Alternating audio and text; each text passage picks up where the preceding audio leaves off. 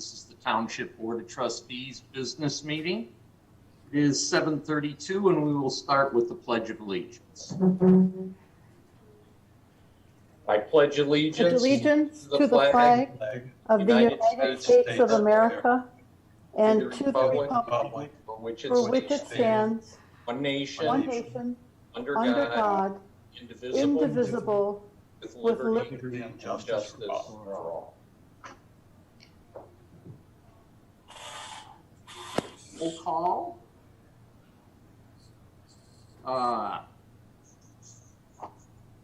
Mike Jarecki.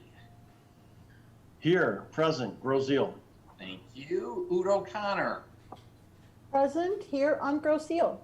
Carl. Present here on Grosse Ile. David. Present in Grosse Ile. Jameson. Present in Grosse Ile. And I am present on Grosse Ile also. Next, we have additions and deletions, and I'm going to start with Joe Porcerelli.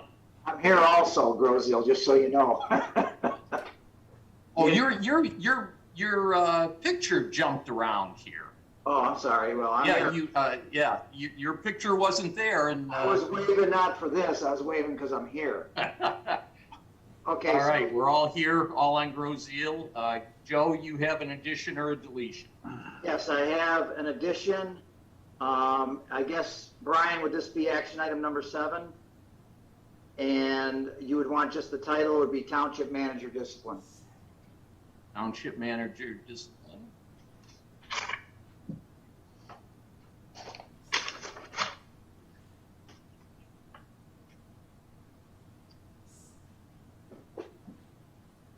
I hear no support for that. Oh, I support. I'm sorry. I didn't. Okay. I was waiting to be prompted. I hear support for that addition. Joe? Yes, read the history. Give us what you got. Okay. No history, just a motion. Oh, you want the motion? Brian said. Joe, you want to add an item to the agenda? You have to read the motion that you recommend, to be added to the agenda, the item. Which by Brian, I don't read the motion till it gets there at the end. So which way do you guys want to go? I talked to Brian today. Right, you're not voting on the motion right now. All you're doing is voting to add the item to the agenda. So you're not going to read the motion for it. You're just going to vote on adding or not adding. Joe just needs to give an explanation of why he's doing it, though. Yes. So let's go back. Yes. Okay. Go back to history. It sounded like he was reading the motion. No, ma'am. I was trying to read the history. Are we good on that one? I just want to make sure I'm doing the right thing. Okay, thank you, Brian. The history is on June 12th, 2021, the Township Board voted unanimously to start the first step in obtaining a bridge engineer by putting out an RFQ, request for qualification. On July 29th, I walked into the Township Manager's office and requested the file on this issue. There was no file and no work had been done for 45 days. Due to this egregious act against all who live, travel, and work on Grosse Ile and the amount of time that has gone by, Mr. Ream was written up for insubordination. Ooh, interesting. Other comments?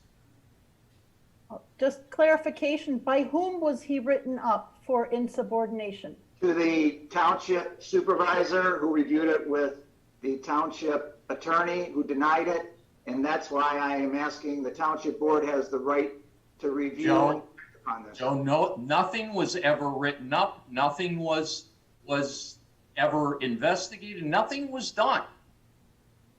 There was no write-up. I did my. I think the reality is you're right. Nothing was done. Wait a minute, Jim. What was done? No, we're talking about Joe's motion. Joe, there was no write-up. There was there were a lot of questions about what you wanted, but that was it. I'm sorry, I gave you an email writing Dale up for charges. What do you mean, no? Okay, there's an action item on the table. I don't know what, Jim, I'm confused. I got emails that I sent you. You came back, I went in your office, you said, me and Tom got together, I got the emails. What are you talking about? No, I said, I talked to Tom about it.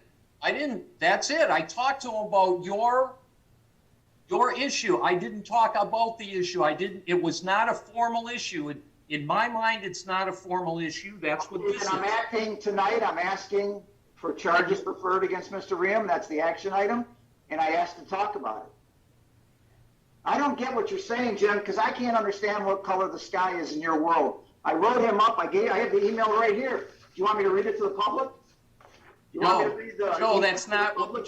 Joe, what I was referring to is you said I wrote him up. I did not write him up. I did. I said You said I did, Joe. Mr. Budney wrote him up? Absolutely not, Jim. That's what you said. That's what you just said, Joe, No, in what you were reading. Reviewed it with the township. Okay, if I said that, I fully apologize. I wrote. Okay, and we just want to be accurate here. There's a It big sounded difference. like you said the supervisor found him insubordinate. Where did I say that? What you just read. What are you talking about when I just read the supervisor found him insubordinate? Mr. Ream was written up for insubordination. By whom? By me, I told you. This was. Are you talking about the write-up of the history? I'll read the history again. You want me to do it slowly so you get it? I'll read it slowly. Here's the history.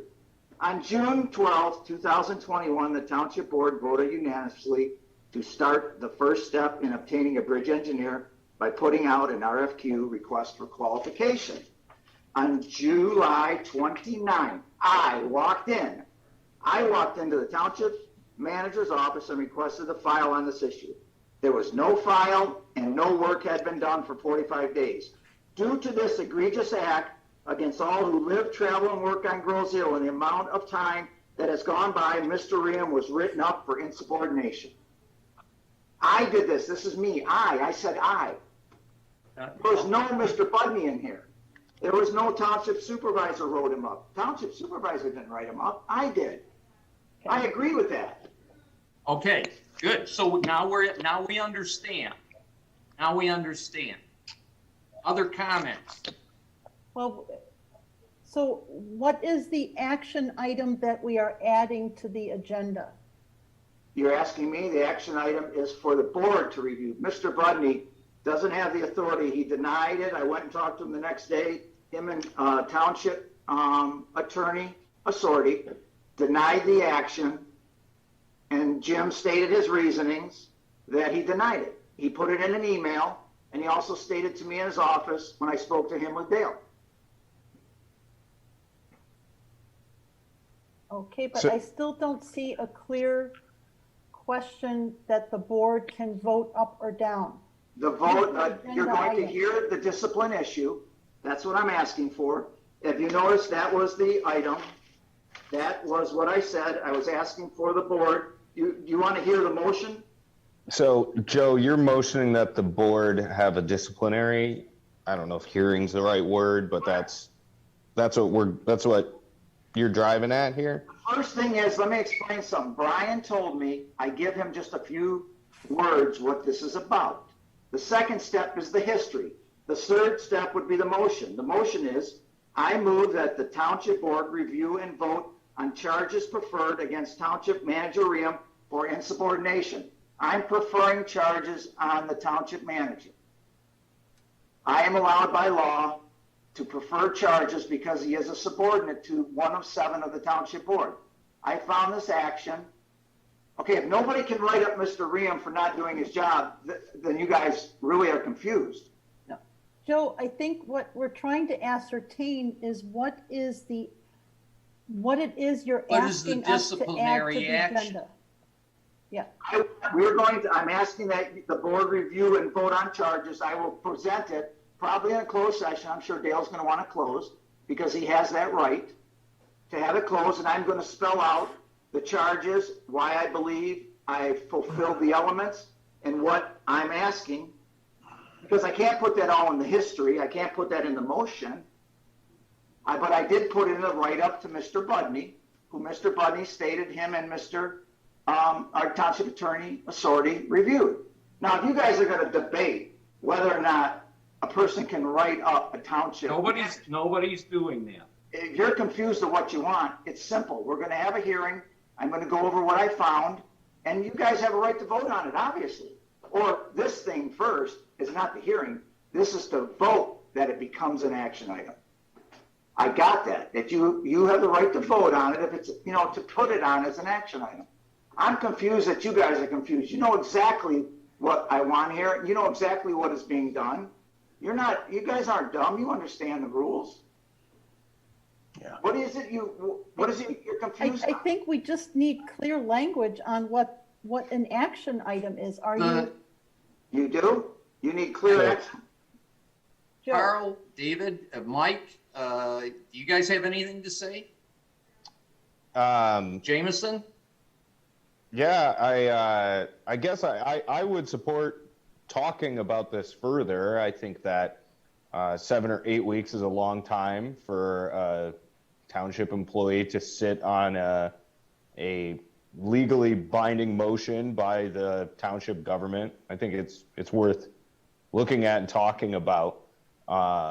We did unanimously approve doing this RFQ, or looking into this RFQ, I think was the Action item. specific language. And yeah, I think we have a responsibility to look in to see if there is dereliction here.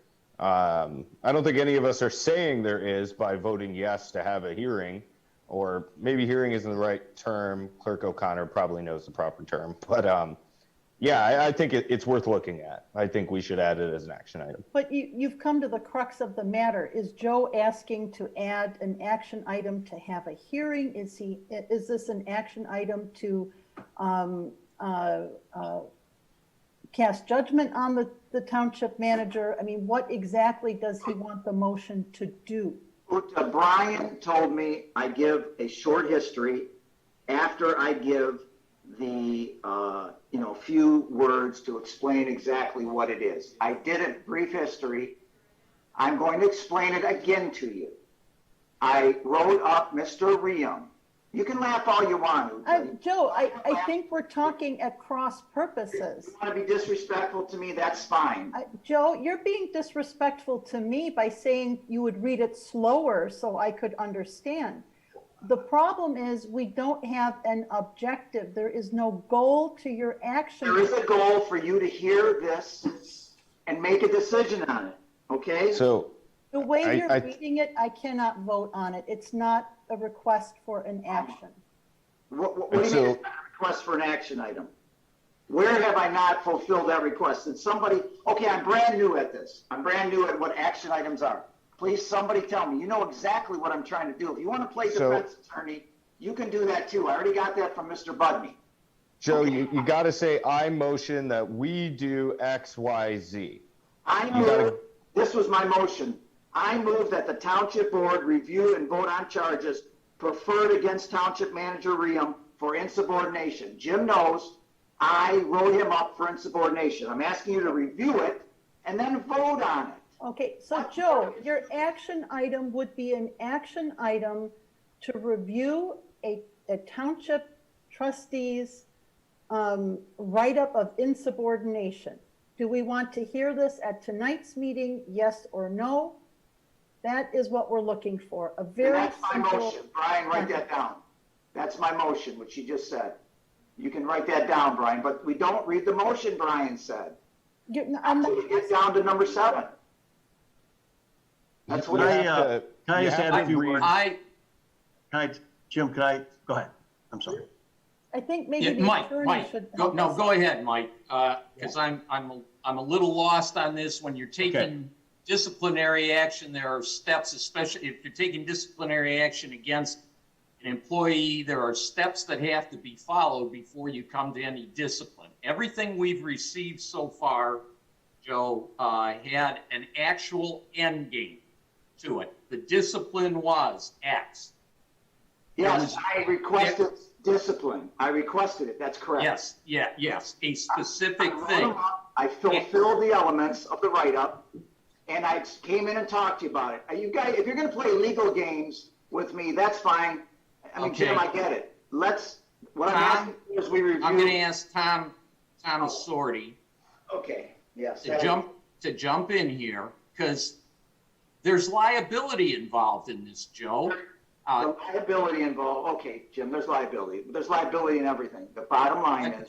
Joe, please, Tom, can you help us out here? I mean, would this be proper to do? That's all I want to know. Is what Joe is putting forth, is that proper for us to hear? I'm unfamiliar with any law in the state of Michigan or the United States or any handbook that applies to the township employees that would allow a township board member to write up an employee. I'm just unfamiliar with that. I'm not sure you can do it. The board can act by majority vote. That's how Michigan townships work, by majority vote. They can be written up. Typically with public employees, that means anybody that's employed that works for a municipal entity is entitled to loudermill rights, which means they're entitled to charges being brought against them, be put in writing, an opportunity to respond, and a full opportunity to receive in writing the charges that are being brought against them, an opportunity to respond, a hearing. There's a whole process that I've laid out on multiple times for the board on how that works, but I don't know how else to answer the question, and I'm not familiar with a process that would allow one member of the board to act individually without that being by a majority vote of the board. Okay. Well, I don't think a write-up is a legal term. I think it's just a term Joe's using. He wrote him in, Well, you know. Write-up has a very serious terminology when it comes to employment law. So, Hey, Tom, let me ask you this question, please. Who can write up Dale Riem if a single township board member sees an act that he does? Who's allowed to write him up? Okay, I went to a real labor attorney. He answers to. I won't take any offense by that, Mr. Porcerelli. I'm glad you don't, because I went to a real labor attorney who deals with this every day.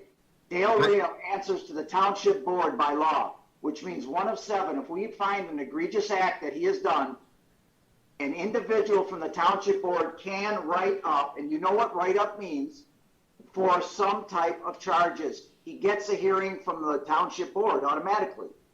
Just like an individual that has a contract will get a just cause hearing if you're asking for termination. You know that. So the point is, I wrote him up because I have the right to write him up in the state of Michigan because he is a subordinate to the township board. Who then has the right to write up time? If somebody sees Dale Riem walk in and do something to Jim Budney, who has the right to write him up? Tom, explain that to me. I'm interested in the law that would allow an individual board member to act on behalf of the township. You just said it under state law, so if you could point to me what law that is, I'd be happy to respond to you. At the pleasure of the township board, which means he's our subordinate, which means Absolutely. under the law in Michigan, I'm allowed to write him up.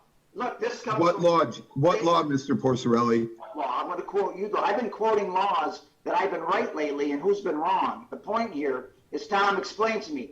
If he does something wrong in the township, please educate. I want you to educate me. You're the attorney. Please I'd be educate. happy to. Who can write him up in the The township? township board by majority action. Okay, then show me what to do. Instead of being his defense attorney. I'm not being his attorney. Stop. You played at his defense attorney, so did Mr. Budney.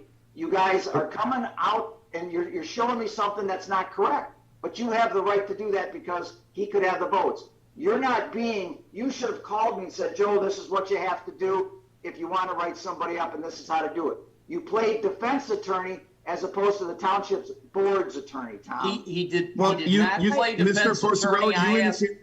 I asked Tom a question and he answered it. It's simple as that, Joe. Please don't make things up. Process, Jim. This whole process, you have played defense attorney as opposed to calling me up and saying, talk to me about this. I'm sorry, but I haven't gotten a phone call from Mr. Porcerelli. Hold it. Tom, please. We have drifted so far afield from an addition to the agenda item. The only issue here, Joe, is you need to succinctly state the item you wish to add to the agenda. I wish they had an item to add a hearing to listen to your complaint about Mr. Riem, then call the item that. Give us something to vote on. What has now happened has gone so far beyond in addition to an agenda item. Show me how to And do it, and let's do this it. is something very serious to drop on a board meeting as an No, item at the last minute. Mr. Budney and Mr. Sordi. No, I don't think you heard me because you were talking the entire time. This is not the kind of item you just drop on the board at the beginning of a meeting as an item to add. I gave you all the write-ups last week. I told you I was gonna add it to the agenda.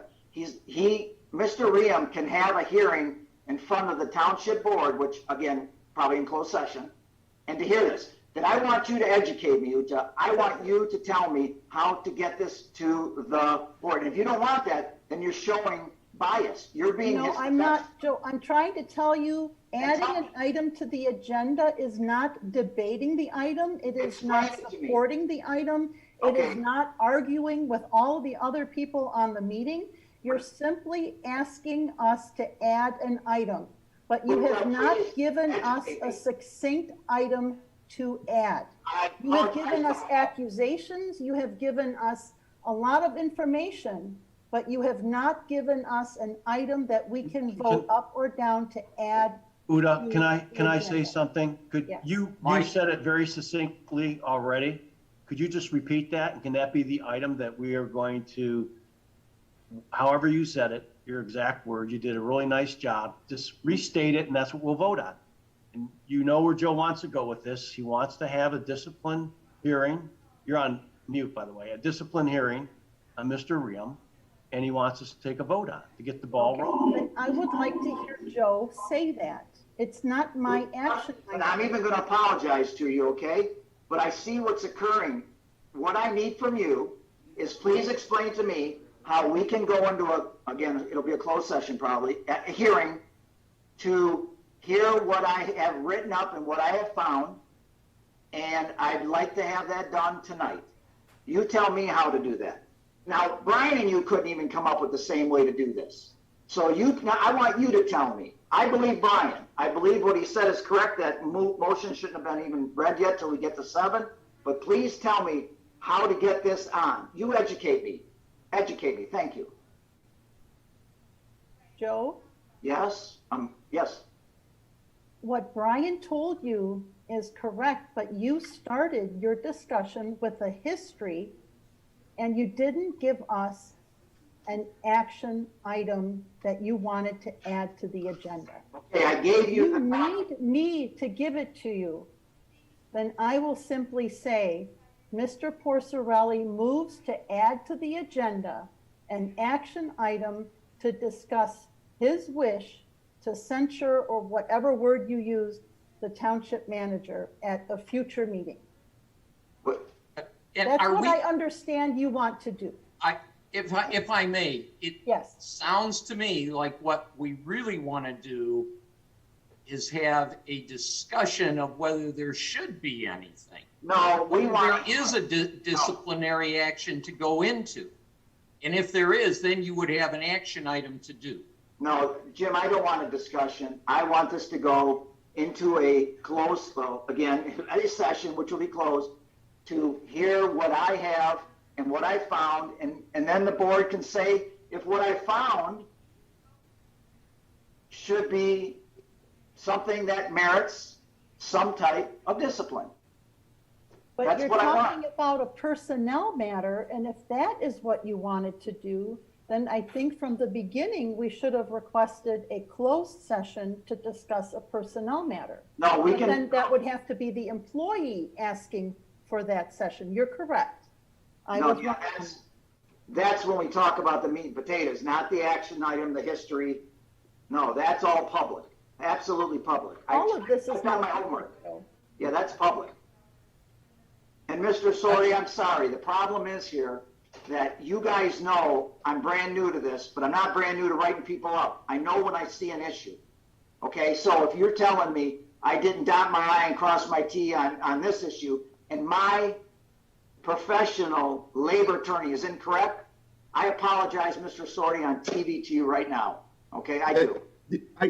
If I can, I think that given what I've heard, the appropriate motion would be to proceed an action item to hear charges brought against an employee of the township. And if the employee would have to have notice of that so that the employee could request whether or not that action item be placed in closed session. That tonight. That would be it. Then the board as a whole could decide if any action was going to take place against the employee. Do you think it That's how would? that's, Oh, I'm sorry, Tom, I interrupted you. I do apologize. that's all I've said all along. If there's charges, that if you want to bring charges or a complaint against an employee, the proper way to do it is come to the board, have the board do it, let the employee know that there's charges being brought, and let it go into closed session so that they have an opportunity. Then from there, if the board chooses to, they can write the person up and follow all the Loudermill rulings that follow from there to make sure that their constitutional rights are protected and there's no liability to the township. Well, this is what we have you for then, Tom. You should have told me in the beginning, because you are the township attorney and you represent the township board, and you should have called me and told me this then. I feel like I got hijacked here at the meeting, and that's okay. You guys can do what you want to do and vote the way you want to vote, and that's what this process is about, being on the board. Joe, did you call Tom Assorti to ask him about this, or did you expect him to know you needed him to call you? I'm just asking, Joe. He's my attorney. He should have called me and asked me about the write-up. I went in and talked to Jim. Jim never said anything to me about I need to cross my... Joe, you came in at an impromptu meeting, said you had to see me in between my other meetings. You called Dale into the meeting. We sat there and talked for 10 or 15 minutes, 20 minutes, and you left. And then you came out with your email the next day like there was a hearing. I'm at a loss, Joe. You can't tell me you denied do that to an employee. Jim, you told me you denied discipline. No, we were talking. All we were having was an informal discussion. You never said that this was a formal hearing to talk about this. It was an informal discussion, and all of your information that you've been giving us had specific disciplinary action. Okay, Jim, And you you sent can't me an do email that. that there would be no discipline. There was no insubordination, so no discipline. No. That's exactly what you emailed me. People can FOIA these emails, Jim. You emailed. Joe, Yes, sir. we did an action item asking that an RFQ be produced. We gave nobody any timeline. We said nothing about it. Some weeks later, weeks later, you come in, you get a file that doesn't have a lot done. No, zero done. Zero. Nothing. Okay, zero done. Yes, zero. Never talk to the employee and come in with disciplinary action. Correct. I asked That's them, amazing to me. That is amazing to me, Nothing's been done. Jim. Joe, Carl, go ahead. Why didn't you guys talk? Carl, go ahead. Jim, Brian Friel has the power to mute someone that's interrupting.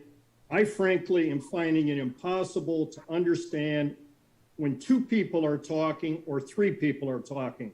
I have listened patiently to what Mr. Porcerelli has to say. I have listened patiently to what Ms. O'Connor has had to say, as well as the township's attorney. And I'll be darned if I can hear everything from everybody. I am asking for an instruction for Mr. Friel to mute a person who is interrupting another one in this meeting. I also have a question regarding, for our township attorney, a brief discussion on procedural due process and substantive due process. If Mr. Porcerelli has a labor attorney that is out there, then I'm sure he's been coached, tutored, and given some kind of education on what procedural due process is and substantive due process that is available to this township employee.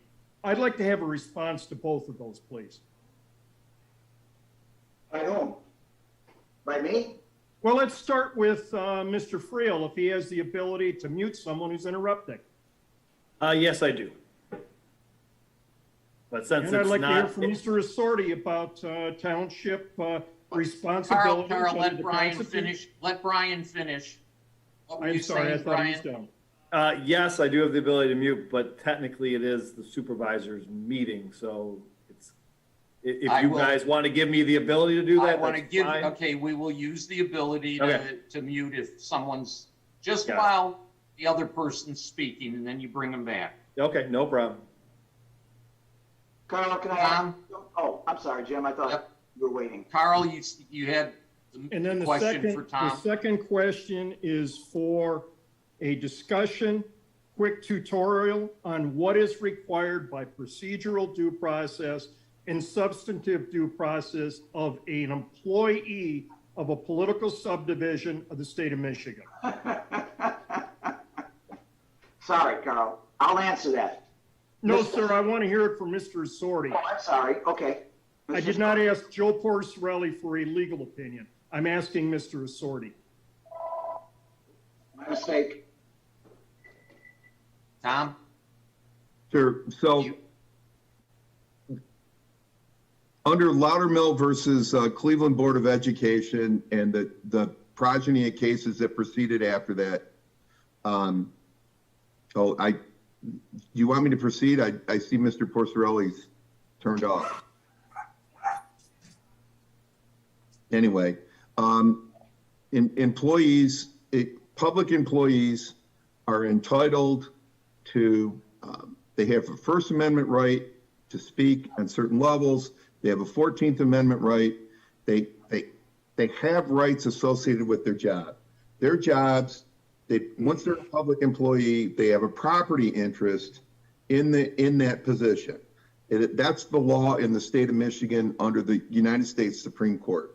When a public employee, when there's charges brought against a public employee, before any discipline can be brought against a public employee that involves in any way a monetary punishment, that could be anything from a day off of work without pay, to a dock and pay, to complete termination, that employee is entitled to notice of the charges being brought against them, an opportunity to respond, a timely opportunity to respond, and an opportunity to be heard verbally in charges. In Michigan, it is very common for those charges to be placed in writing, so there's no issue at a later point about what those charges are. As a municipal entity, entities can only act by majority action. There's nothing in the state of Michigan that gives any authority to any individual member of a township board and the ability to take individual action. What the law says is that under the Open Meetings Act, if someone has a complaint about a township employee, they can take that to the township board, and under subsection A of the closed session provisions of the Open Meeting Act, they can go into closed session at the employee's request if the complaints are going to be heard. That's the first step. Once the complaints are being heard, then the board would have to make a decision whether charges are going to be issued. Once the charges are going to be issued, then they have to be presented in writing to the employee when we need to go through our Loudermill processes that I just went through. So hopefully I answered your question. Carl? Is it possible to do all of that tonight, Tom? You said timely response, timely notice, and a timely hearing. Can we do all that tonight? No, there's no way that you could do that tonight, because my recommendation to the township over the last 30 years that I've been doing labor law would be that,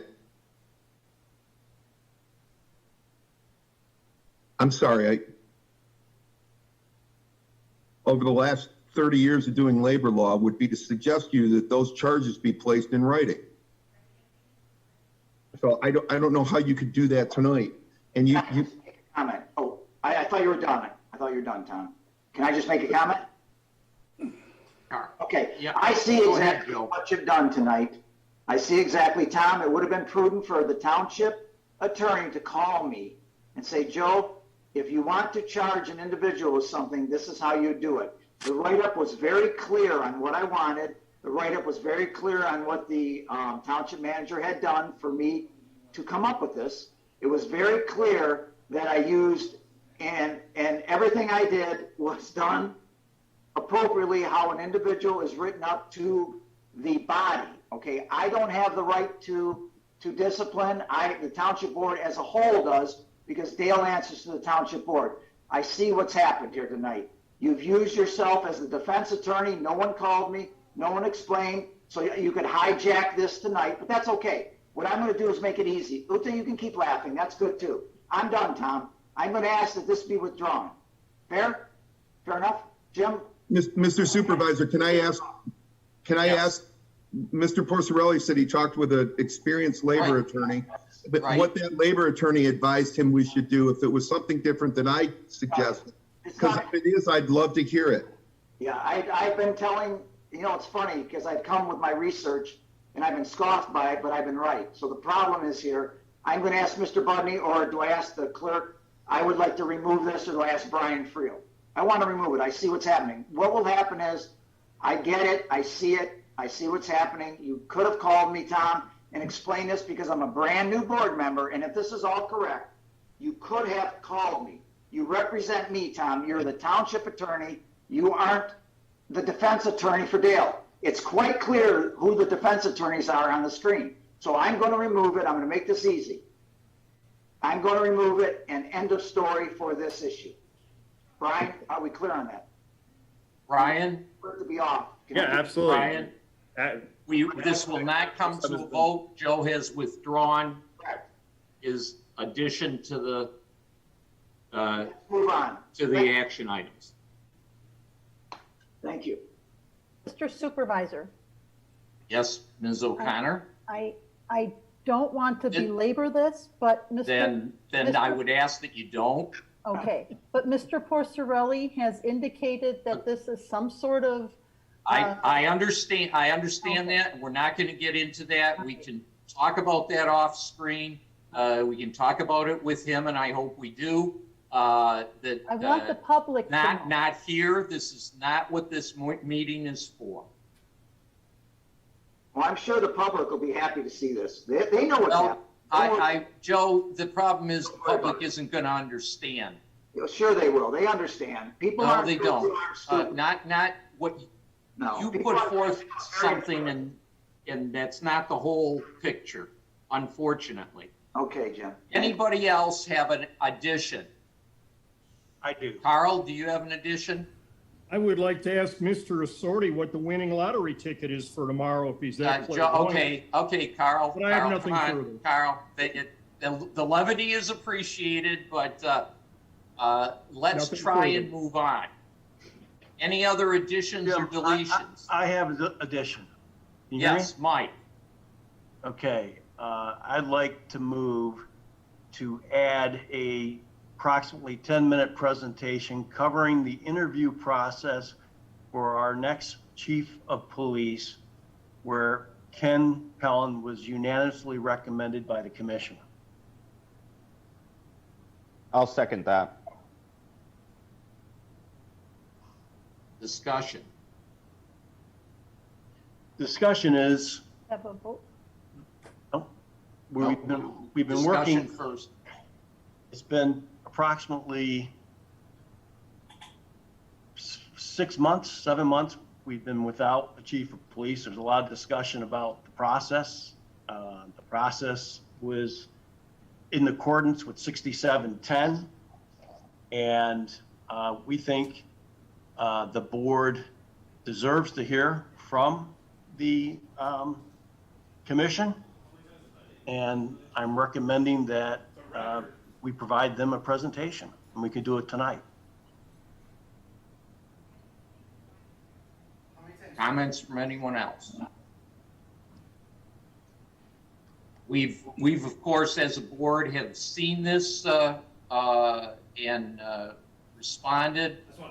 We have there's a couple of problems with that, but more so the thing is, as you point out, the time period, we received the recommendation from the commission, which is what the procedure asks for. There's been plenty of time for everybody to talk to the commission. I myself see no reason for that presentation, but that's me. There's 6 other board, and actually, and obviously, Mike believes there should, so there's 5 other board members who have to make up their mind whether they want that or not. But to me, we've had plenty of time to talk to them. We got their information. I do believe if we did hear from them, we would have a problem with hearing about a closed session, but that's just me again.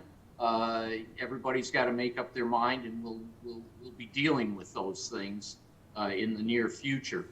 But to me, we've had the time. We have all their information. They're not going to tell us anything different, I don't think. Well, Jim, that they would have hidden anything from us, and No. and that's Mike. That's just my feeling. No, I agree. The other 5 people, they have a right to their thoughts. So can I finish my thought? Can I Sure. finish my thought? So my thought is that I know you stated that all the trustees have had plenty of time to get with the commission. I think the problem is how many trustees have actually contacted someone on the commission to talk about this, discuss this, or did they do such a great job in all the materials that we handed out that there wasn't any questions, or maybe it just isn't an important item they'd already made their mind up? and it could be any of that. You're absolutely right. All those things could be valid. Yeah, I would say, Uta, Carl, Dave, Jameson, have you reached out to talk to any of the commissioners? I don't know that. David? I'll admit, I did not reach out to any of the other commissioners. I know how the commission voted. I don't see that the presentation is going to change what they're going to tell me. I mean, the commission said we recommend Lieutenant Pellin. At the presentation, I'm assuming that they will say they still support Lieutenant Pellin. I don't see any reason for, and I don't see any reason for the presentation. And my understanding is that the recommendation came out of a closed session or a closed meeting. And I think if we start discussing what went on in that meeting, we're going to further violate the Open Meetings Act. And I don't think it's appropriate. I think as a board, though, we can vote to have that discussion. Can I add that, Mike? And Tom, I don't see Tom, I'm sorry. Oh, Tom's on. Here I go again, but I know you're gonna, I get scoffed at with these, but in the state of Michigan, the Township Board does have the right to give information out from a closed session if they believe it's prudent for the people to hear it. There's certain elements that you can't do. One is employment, not promotion, but you're got to be real careful about employment because there's a lot of issues that cannot be given out. So I just want to say maybe Tom can agree with that or disagree. I think you'd agree with that, Tom. If a board as a group thinks that's important information from a closed session, they do have the right in Michigan to give it out. That's not correct. Under the Michigan Penal Code, it's a misdemeanor to discuss or disclose information that was discussed in a closed session. Michigan has an exemption, Tom, that if the board feels it's important, if the board feels it's important enough, but one thing that they can't do is what came out was employment. There's some employment issues that they can't, I'm not going to list them because I don't know them. So, okay, if you don't agree with that, that's fine. So we can't talk about it anyway. I mean, maybe we should. So you're saying we can't do it anyway, Tom. You would agree that no matter what, they can't talk about it because of the closed session. To disclose information from a closed session. If there was a decision made in an open session, and certainly any of that information could be done, but just like that board, if that committee has a closed session, that's the purposes of closed session. And I'm unfamiliar with the exception that you're. Okay, all right, but I'm just asking, so you would say we shouldn't even talk about this because we can't disclose anything from that closed session from the interviews? Well, the decision was made in an open session and it was deliberated. So a lot of stuff that's included in the closed session was discussed in the open session. And that's what I'm asking then. Okay. We came out of closed session. Okay. Well, then, yeah, certainly if there's minutes from that close, if there's minutes from that open session about the decision, those could be presented, and anything that was talked about during the open session could be presented. Absolutely. Okay. And that, Mike, that is the problem. There are no minutes that indicate anything about that whole interview process.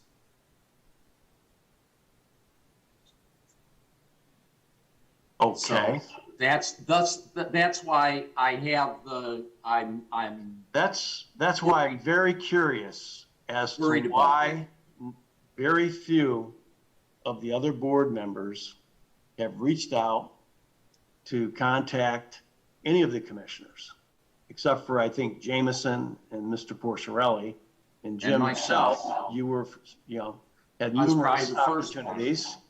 Okay. but it's like, but that's it's like, okay. It may not be important. Mike, You know, Mike, that there's, we know some the people rationale. didn't even Can wait. Can I finish, please? Can I finish? I mean, I don't interrupt you, but this is probably the single most important public servant that we hire. And I'm just appalled at the fact that none of the other trustees found it important enough to reach out and talk to some very highly skilled volunteers that volunteer their time. They don't get paid. Volunteer their time. You got a gentleman that's a CEO, another one that's an ex-plant manager of Ford Motor Company. You have a vice president of business development for a major supplier corporation, a extremely successful attorney, and another ex-CEO right here. And they made their living, built their careers on hiring skilled leaders, people that are capable of delivering. And if they make mistakes at that, that's probably the single most important thing they do, then they fail. Problem is, none of these guys have failed. They're experts at it. That's what they're truly experts at. Like Tom's an expert at the law. With these guys, they hire people and groom them to be leaders. And to think that it wasn't important enough to reach out to them and, get their opinion or their thoughts and justification, while one candidate may have been better than the other, it's just a little, I don't know. To me, it's kind of appalling, that folks wouldn't take the time to do that. Maybe he had a vote already, I don't know, but that would be illegal, wouldn't it? So that probably didn't happen. What's Do we have a question on Well, let's stay away from the innuendo. Anybody else? Carl, did you have something to say? My understanding is that the township supervisor asked that the people that were involved, the 5 commissioners, requested through the chair of the commission that they take notes and produce those notes at the time of the interviews. My understanding is that did not happen. My understanding is that the interviews were conducted in a closed meeting. It is my understanding that that was not requested made at the request of either of the people that were interviewed. That is either Lieutenant Pellin or the deputy chief. That appears to me to be a violation of the Open Meetings Act. It appears that the deliberations that were done in private are a violation of the Open Meetings Act. And it's my understanding there were even further violations of the Open Meeting Act. And Mr. Assorti, I am confident, will tell us that there is a $1,000 per incident fine that may be levied by the Attorney General's office for each incident, not each meeting, but each incident. I am very, very uncomfortable and will not vote to support something that occurred in violation of the Open Meetings Act, thereby appearing to ratify the conduct. Now, if I'm wrong, I would like to hear about it from either Mr. Assorti or good legal authority. We're getting off base here, guys, and we are going, that is, going to be a meeting in the near future to discuss this whole problem with the Open Meetings Act.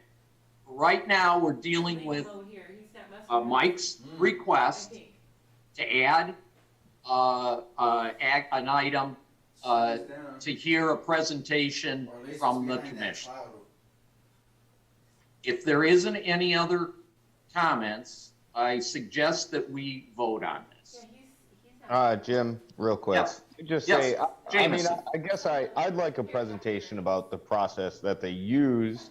And maybe, I'm not sure if Mike is, Mike, are you saying a recommendation to have us look at the process they used, or are they going to discuss the the process itself? Actual Mike's- content. The content. Yeah, Okay. Mike's motion All right. was for the content. Okay. Because, All right. because none of the other, can I answer his question, Jim? Yes, go ahead. Because very few, other than Jameson, Jim, yourself, and Joe, have reached out to even speak to the commissioners, these folks that volunteer their valuable time and help us and save us immense expense that nobody, gave them, that opportunity to explain to, the trustees why, they selected one person over another. I thought, the board would want to hear, and yeah, we may have messed up on the Open Meetings Act. I wish we would have done it in public, but we didn't. And Carl, I think you sat on the commission for 30 years, right? Or 20 years, a lot of years. How many times did those interviews take place in closed sessions? Most of the time, it's my understanding. So I don't know. I don't know the answer to that, but I just think that this is an extremely important decision. It was made by very capable people. And I just think they deserve the respect of the board for the board members to at least reach out and talk to these individuals as to how they came about their decision. And that's the reason why I'm offering up this presentation. But thanks, Mike. You're right. Involve content as well. The commission is one of the tools, not the tool. It is one of the tools that can be used to come to your decision. All the tools that are out there, each individual has the right to look at whatever he wants to look at to make his decision. And, can we vote? Can we just vote? And the 7 people here have all used pretty much used different things. Not, there hasn't been 7 people using all the same tools. So what I did is different than what Mike did, than what Joe did, than what David did, and the rest. So when we get to that issue, we can talk about that. But right now, Well, we just vote. The action before us. Yes, Mike, you got more? No, I said, why don't we just vote? I was going to say the action before us is to add a presentation by the police commission to have them tell us what they did in their session coming to their decision. As well as and I will start with Jameson. Aye. Aye. David. Nay. Carl. No. Uda. No. Mike. Yes. Mike's a yes. Joe. Yes. And I'm a nay. It does not pass. We will not have the presentation. I will follow that up with, well, I want to add, before I do mine, is there any other addition or deletion? I got one more, Jim. Okay, Mike, go ahead. I'd like to make a motion to instruct the township manager to provide us with a multi-year financial plan overlaying our inflows and outflows of cash for the next 3 years, along with the prioritization of capital expenditures. Obviously, if you want me to explain that, that's what I propose that we do as an action item. Support. Okay, Mike, I have a question. Sorry. This would be, if this were to pass, it would be the next manager to do it. Yes. I mean, I want to make sure who you're. Yeah, exactly. talking No, I would say the next manager, I want it to be time bound. I think reasonable time, maybe a couple months. Simple outflow, inflows of cash for probably the next 3 years, along with capital expenditure priorities. So as a township, we can plan ahead. Obviously, we have a lot of needs, and millages come and go. And I think it's a great idea that our manager is responsible for that, and it's time bound in a reasonable time. I'll support that. But there was a support already. Yeah, Mr. Supervisor? Yes. I'm just saying there is a process that we go through for putting action items on the agendas that work a week to 2 weeks ahead of time so that information can be provided to the clerk's office and the other board members in a packet form so that it's not an action item surprise. This is our second or third action item that just kind of came up before the meeting. It is 8:30 now, and we are still adding and deleting to the agenda. Good. So That's a decent point. I would respectfully suggest you put this in writing. It sounds like it's a very good idea, and you present it as an action item for our next meeting, and you go through the process. Mike, could you do that? I did it in January. Yeah, I'll make another copy of it. And I think I did it again in another meeting, but I can't remember which one. But yeah, sure, I will be more than happy to do that. Thank you. So again, that will be there. I know there's one out there. Does someone else have an addition? There's an important addition out there. I wish someone would please. There is. I wasn't sure if Mr. Jarecki was going to do this or not. Well, it's go ahead. Well, I'd like to make a motion to, and this is would be on the consent agenda, item number 9, to accept a donation of 19130 Meridian for the purpose of selling the property, with the proceeds going to the Groseal Township Animal Shelter, reflective of the donor's wishes. And further, the township manager and legal counsel are authorized to represent the township. Okay, we're just adding this. We're not I'm sorry. voting on the action item. I'm sorry. So it's an action item to add a donation. To accept a donation. To accept the donation. I'll support that. Dave did kind of give the history there. Someone has donated a house that we can sell, and the proceeds go to the animal shelter. All right. Any discussion on that? If not. Yeah, I would just like to say that I know it's to add to the consent agenda, and I think hats off to Officer Julie Cordes, who worked really hard on that and developed that relationship. And I just think that, she deserves some recognition for that. And I'd even go as far as to say that Mr. Harden also deserves some recognition for achieving the agreement. Okay, I think it was a letter of intent, the official agreement. So it's not done, but I know Julie drove down there at Brent's direction. I thought that was a great move, and he deserves credit for it.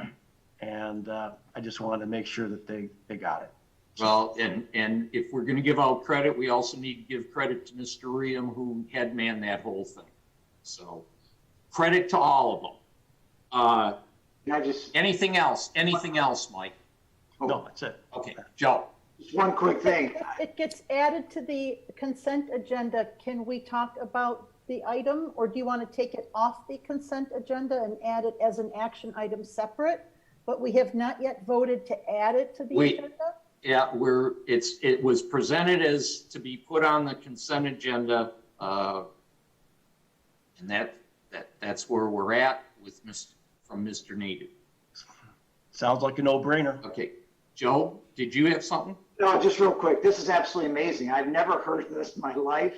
I mean, it's just amazing that this woman would do this for the township and the animal shelter. It's just incredible. And all who are involved, thank you. I mean, it's amazing. I was stunned when I got the email. So thank you. That's all. Yeah, it was it was a very generous donation. Okay, Joe, I'm going to start with you. Oh, aye. Okay. And we're voting on the donation of the property at 19130 Meridian as a donation. David? Aye. Carl? Aye. Mike? Aye. Jameson? Aye. Uta? Aye. And I vote aye. That will be added to the consent agenda number 9. Okay. I have one last thing. If there's no other additions or deletions, I have a deletion based on an individual visiting me this morning. I would like to make a motion to delete action item number 1 at this time. Support. Okay, I was visited this morning by an individual. He provided some information. The information is serious and needs to be looked at before we act on this item. Questions? Uda? Will the rest of the board find out what this information is at a future time? I sent out an email to you today indicating that yes they will. It's information that at this point needs to be kept confidential, but it would have a definite bearing on the issue of police chief. Okay.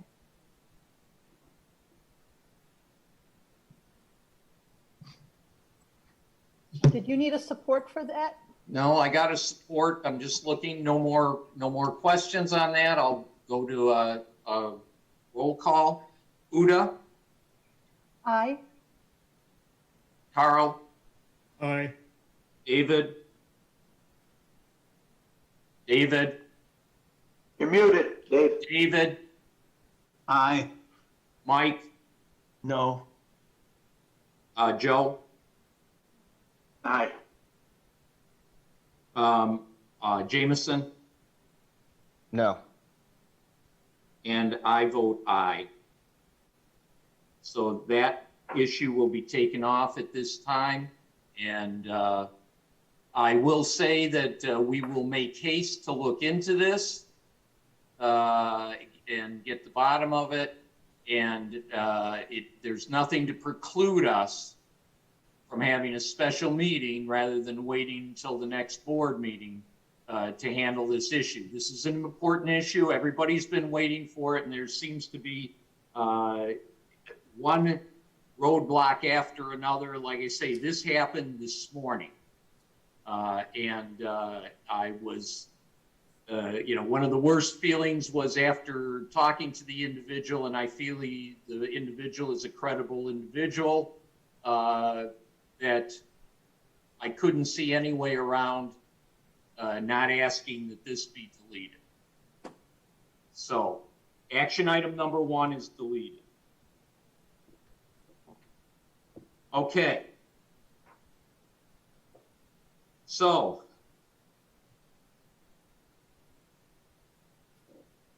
I would ask for a motion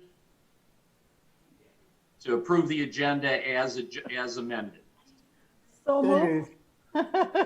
Support. Ladies first. Okay, we have a support and a move by Uda and a support by Carl. Is that correct? That is correct. Okay, so Carl, you approve the agenda? I do. Dave, Aye. Uda, Aye. Jameson, Aye. Mike, Aye. and Joe. Aye. And so do I. We have our agenda as amended. With that, Mr. Nadeau. Gonna do public comments first, Jim. Public comment first. Yeah, we got public comments first. Approval of agenda, okay, public comment. I just want to say I'll be listening, but I'm going to have to go check on my dog for a second. Okay, Mr. Friel, Yes. I will leave it to you here. Ladies and gentlemen, you know the rules, your name and where you live, address of where you live, 3 minutes, and Brian, I'm turn it over to you to see the hands. Yes, absolutely. Please try to use the raise hand function as much as possible, just because I do have 3 pages of people here, and when you raise your hand, you get put to the front of on the front page. But I will be checking through to make sure if anyone's got their hand up or not. So I'll start with the first hand I saw go up, which is Scott Longton. And Scott, before you start, we do have a lot of people on board here, so I will be cutting you off at the end of 3 minutes. That's all right. I won't need the 3 minutes. Well, I was gonna and say, it wasn't just, Scott, it's not just you. I'll do it to everyone. I understand. Thanks, Jim. All right, I just want to Scott, say, go ahead. I'm a little disappointed in some of the comments I heard today about the Police Commission violating Open Meetings Act, which goes to consideration that obviously nobody even called us to find out what was going on. The interviews were conducted at the request of Mr. Ken Pelland, or Lieutenant Pelland, requesting that his interview be in closed session. We abided by that request and we went into closed session. I'm a little disappointed in the letter that Mr. Riem wrote to this board alleging some type of conspiracy on the part of the commission. You have 3 commissioners that are brand new to this. We have no political agenda. We didn't know anybody here for any sake and have no ties to anybody. I've known Mr. Bletcher actually the longest out of anybody. I've known Mr. Bletcher now since I was about 18 when I was working for my uncle as an attorney. If I have a connection to anybody, it'd be with Mr. Bletcher. But me and Mr. Bletcher don't have the same agenda. We don't have the same political standpoints. We differ in different things. We are opponents in cases. We are our own minds. And when I have a township manager alleging that there is some type of conspiracy, which is tantamount to a criminal allegation, I have a serious problem with that.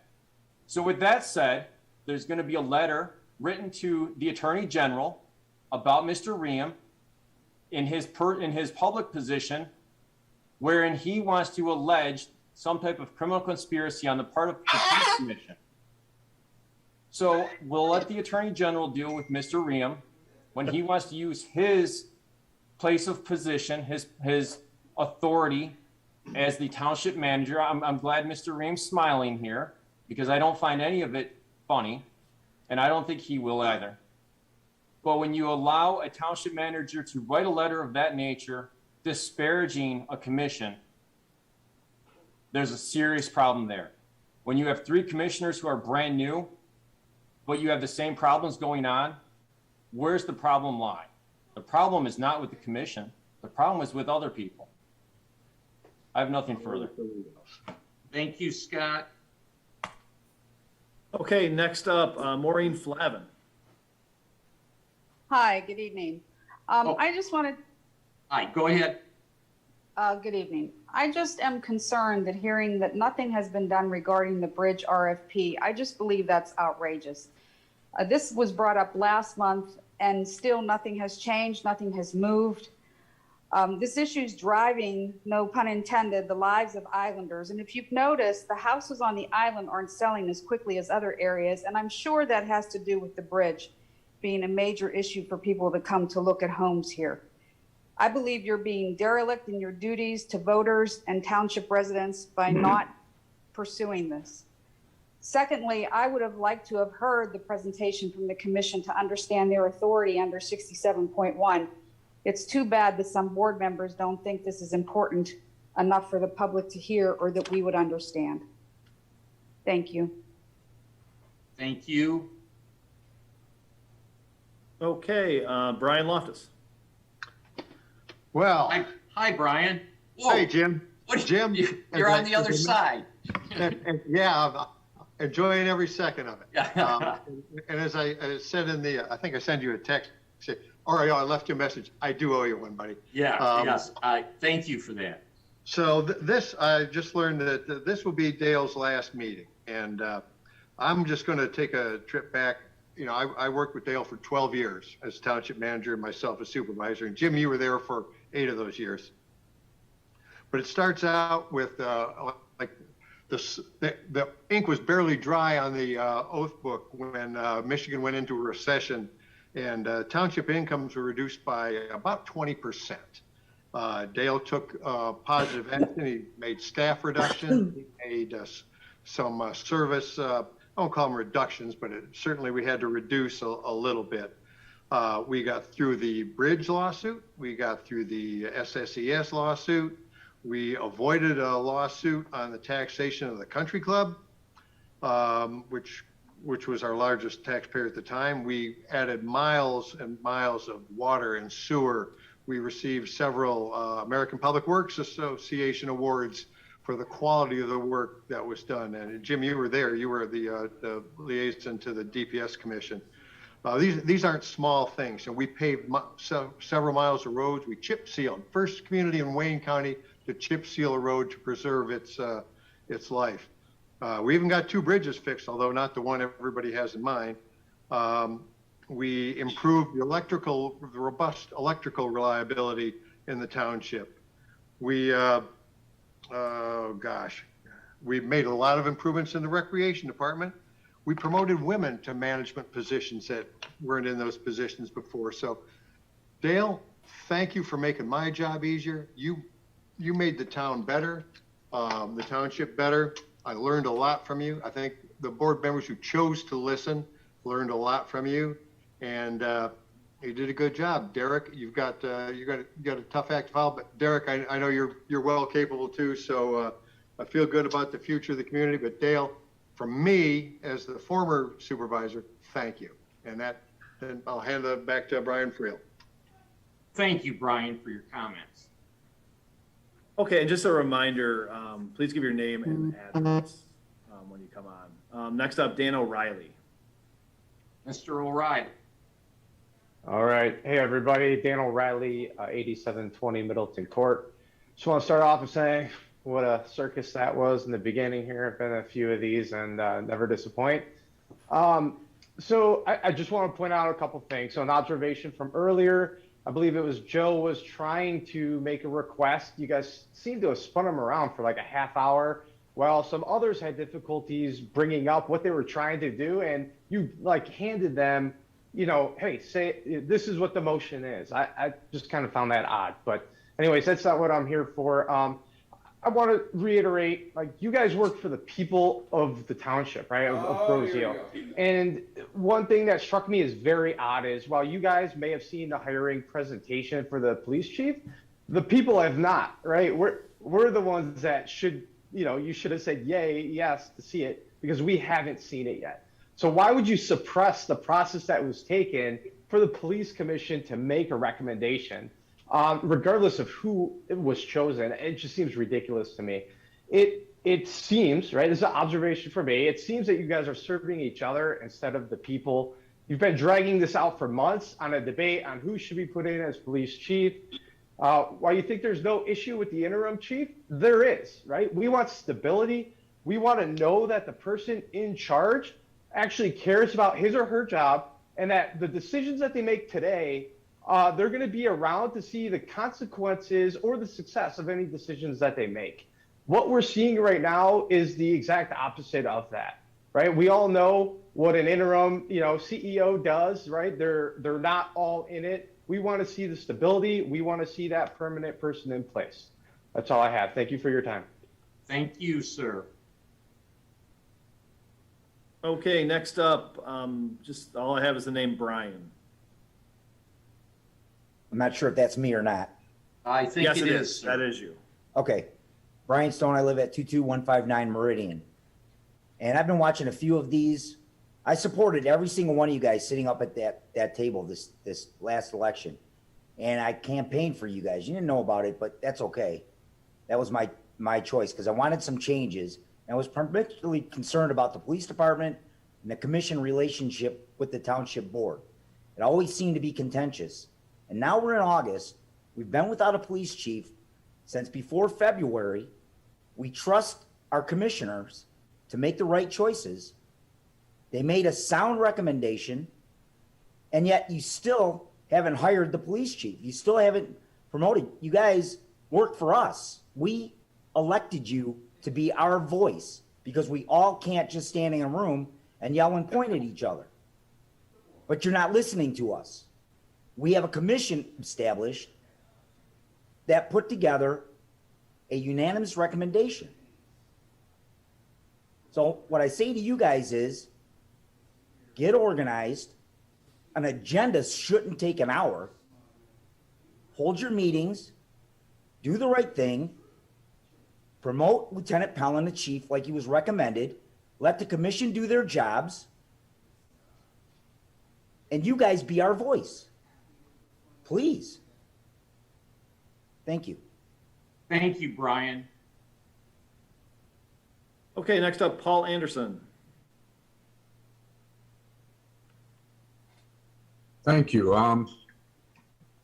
With the first action item agenda coming off. Paul, Yes, sir. name and where you live. My name's Paul Anderson. I'm the current chairman of the Grosio Police Commission. Where do you live? 26042 Martin Lane, Grosio. Thank you, sir. It'll be a little shorter than I planned based on some other announcements. So, but I think I should at least put this on the record. I've been a member of the commission for approximately 30 years, and this is the first time in my memory the board has taken over 6 months to appoint a new chief of police. Trustee Mike Jarecki has provided an excellent summary of the entire saga of approving our new police chief that can be found on the Grosio Civic Issues Facebook page. It includes links to all the pertinent documents that Mike references and have been referenced in other discussions so that citizens of Grosio can judge the facts for themselves. To go on record, let me quickly review. The commission followed the long-established process that's been used for years, including the appointments of both Chiefs Bill Barron and Joe Porcerello. This process is specifically called for in Chapter 67 of the Township Municipal Code. It's not something we made up. The commission provided our unanimous recommendation with a summary of the reasons for our selections and provided them to on February 2nd to allow prompt action by the Township Board. At that point, and on a number of subsequent occasions, including the latest July board meeting and including tonight, the commission has requested to meet with the Township Board to review any questions that the board may have with our recommendation so that everyone gets the same story, not leaving it to them to decide if they want to talk to us.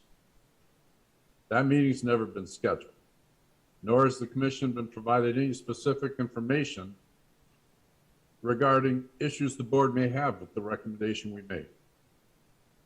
At the July board meeting, the agenda indicated the board was also considering the recommendation for Chief from Dale Ryan, the township manager.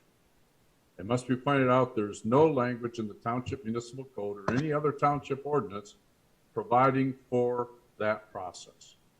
The only process that's in our ordinances is what is outlined in Chapter 67. The language in Chapter 67 is clear and unambiguous. Recommendations for appointment of the Chief of Police shall come from the Police Commission. The only issue I'll make on Dale's memo, so it's not as long as I was going to talk, is the fact that the Township Board was going forward with this recommendation that contained allegations against members of the Commission, of the Roseville Police Union, as well as Lieutenant Pellin, without any evidence being produced, any substantiation, and without any of those people noted above on the Commission and in the Union having a chance to rebut anything that was said. Paul, that's your 3 minutes. Thank And you. that was basically the end of my discussion. Thank you, Paul. Okay, Judy Mega. Hi, good evening, everybody. I would. Where's like- she from, Paul? Oh, I'm Or, sorry. excuse me, I'm sorry, Jim, Yeah. are we gonna ask her where she's from and address? and everything She's telling us, I believe, as you speak, Mike. else? No, I don't Judy, think your she name was. and address. Judy Mega, 24655 Lafayette, Grosseal. I noted that in one of, I think it may have been the last meeting or the meeting before, that there was comments made about the piers on the bridge that were not scheduled for repairs, but that do have issues. And I believe that the supervisor commented that they are going to fix them. And so based on the report that Grosseal Civic Issues, the Freedom of Information Act that they recently received about that those are in poor to, I believe, fair to poor condition, the ones that are not being fixed. And please, in ending this nightmare of us being stuck paying the ransom every time we get off the island, I would really like any information that is available on if those are going to be added to the current project. Are they going to be contiguous with the current product? Is it going to add time to the current project? Or what is the information that the township has on that? And if we could please have a presentation on that, that would be amazing. Also, I'd love to have back the question and answer, the informal question and answer sessions that were talked about during the campaign. Those were great. It gave it a chance for some open dialogue with the community, and those would be an amazing thing to have back again. And that's all. Thank you, Judy. I will get with you tomorrow regarding your question on the piers. Okay, if we have anyone else, just give me a wave on your screen and I will. All right, Bill Heil. I muted myself because of my bird. We might still have an interruption. She's in paving today. I'm Bill Heil. I'm on 29228 East River. I think that we have something to learn from this meeting tonight. That is something that I've spoken to on a number of occasions before. Basically, this board needs to learn how to agree with each other and consider that while there might be a moment when there's a sincere disagreement on an issue, you're coming back 2 weeks later and you better find a way to get along on a new issue. I think this police circumstance is regrettable. I think that both people who are candidates are fine men, but there's a process that needs guidance, needs to be used as guidance and adhered to. And when we don't do that, and when we behave the way we are, we're eroding our public trust and respect. And we need that trust and respect, not only for this issue, but for things like the sewage treatment plant or the pensions or the pipes or whatever it is we want to talk about. We have to keep that responsibility in mind. We need to learn to take advice from other people who know more than we do, and to use standard acceptable ways of gathering information. I wish it had been different tonight, but other people have been saying this very same things others are thinking and haven't expressed, and I have said them before myself already. Thank you for listening. Thank you, Bill. Okay, next up, Deb York. Deb, are you there? Yep, can you hear me? Yes. Okay. I wrote some notes. Oh, Deb, name and address, please. Deb York. I am honored to live at 8003 Bellevue Road on Grosse Seal. I wrote some notes before the meeting tonight, so please bear with me. I'm not really good at changing lanes at the last minute, but I would like to read what those notes say. Please know, I come before you humbly ignorant, but here goes anyways. It's obvious that the appointment of the next Grosse Seal police chief comes to the table with some pretty heavy duty baggage. I had, ashamedly, not been paying much attention when previous issues with the police commission occurred, so I again plead ignorance. But it doesn't take rocket scientists to see that the subject continues to be one of great dissension. I'm a firm believer that it's okay to disagree. It's how we learn and how we improve. But I voted for you to represent me. That means not doing what's best for me or doing what's best for you, but for the community as a whole. If you want me to embrace the integrity of the leadership I voted for last year, and that's each and every one of you sitting up there right now, you need to be able to present a much more united position on the subject of this police chief appointment than I'm seeing so far. If you can't come to consensus amongst yourself, don't bring it to the table. You should be more than capable of deciding collectively to do the right thing. Any 4-3 block type of vote tonight sends a message to the community that their leadership is divided, they can't agree on anything, and they can't even find their way to the table to discuss, negotiate, and commit to finding common ground that serves the best interest of this community. It's not about you, what happened last year. It's about appointing a police chief who can best lead his department and the community forward. This is, and I have to be honest, I can't imagine how either of the two candidates can move forward at this point and adequately lead their department internally because of the public dissension that we are all aware of, and I am only slightly aware of. I want to hear what the police commission has to say about how they came to their decision about the appointment.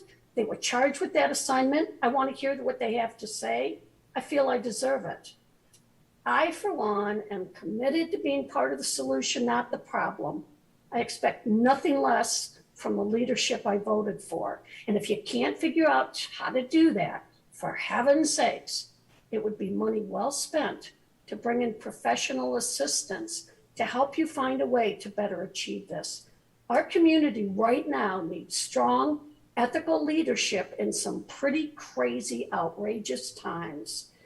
It's more than obvious tonight that internal communications are less than stellar. You must find a way so that you can best lead us. We need that from you.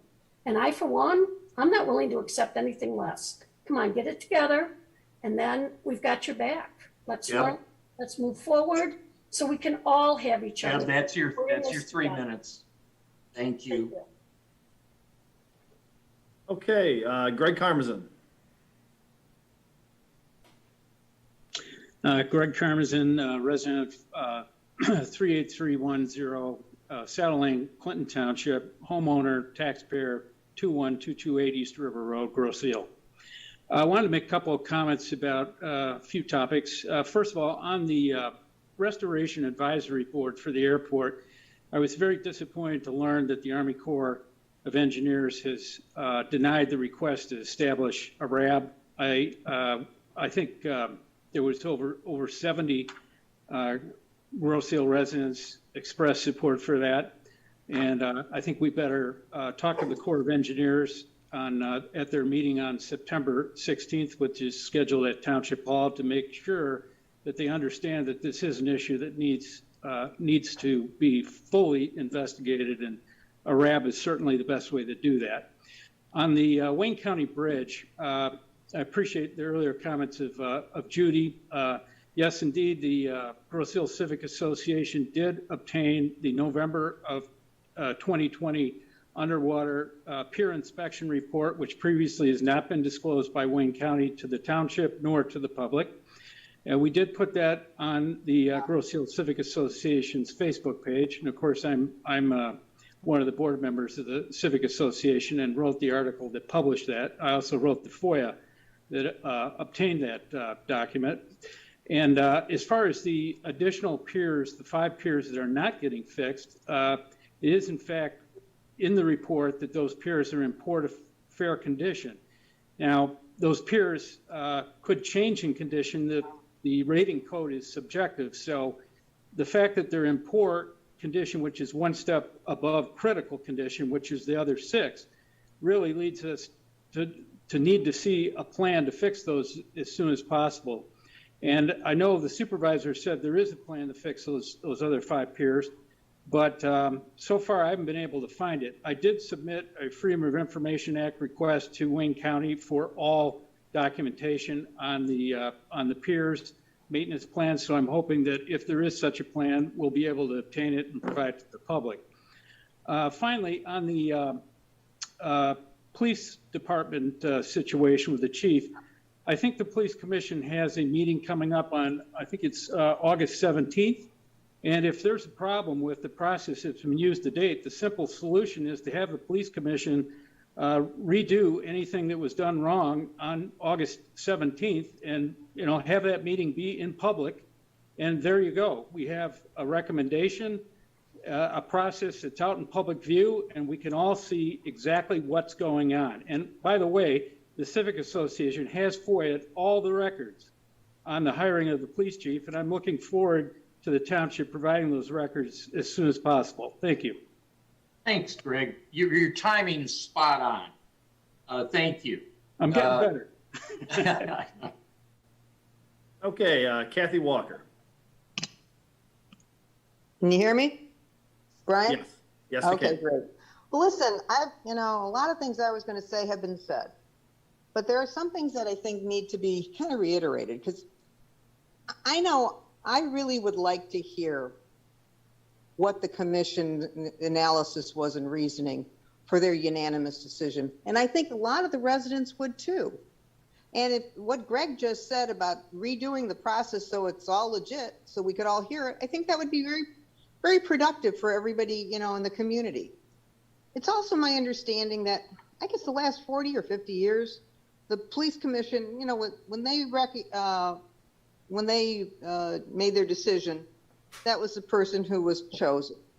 For whatever reason, it didn't happen the last time with Chief Warnick, but they've got a track record in the police commission, what they've been doing right. And I don't know, how can you pick somebody if you haven't interviewed them? I mean, who besides the police commission have actually sat down with the 2 individuals and done a comprehensive interview of the 2 candidates? I mean, a rigorous interview process is much more comprehensive than a casual working relationship. I know Jim mentioned that there are other ways of doing things, and I'm sure there are, but interviewing is really an important way of determining the quality of a person. You see them differently than just your casual hi in the hallway or some kind of little work assignment together.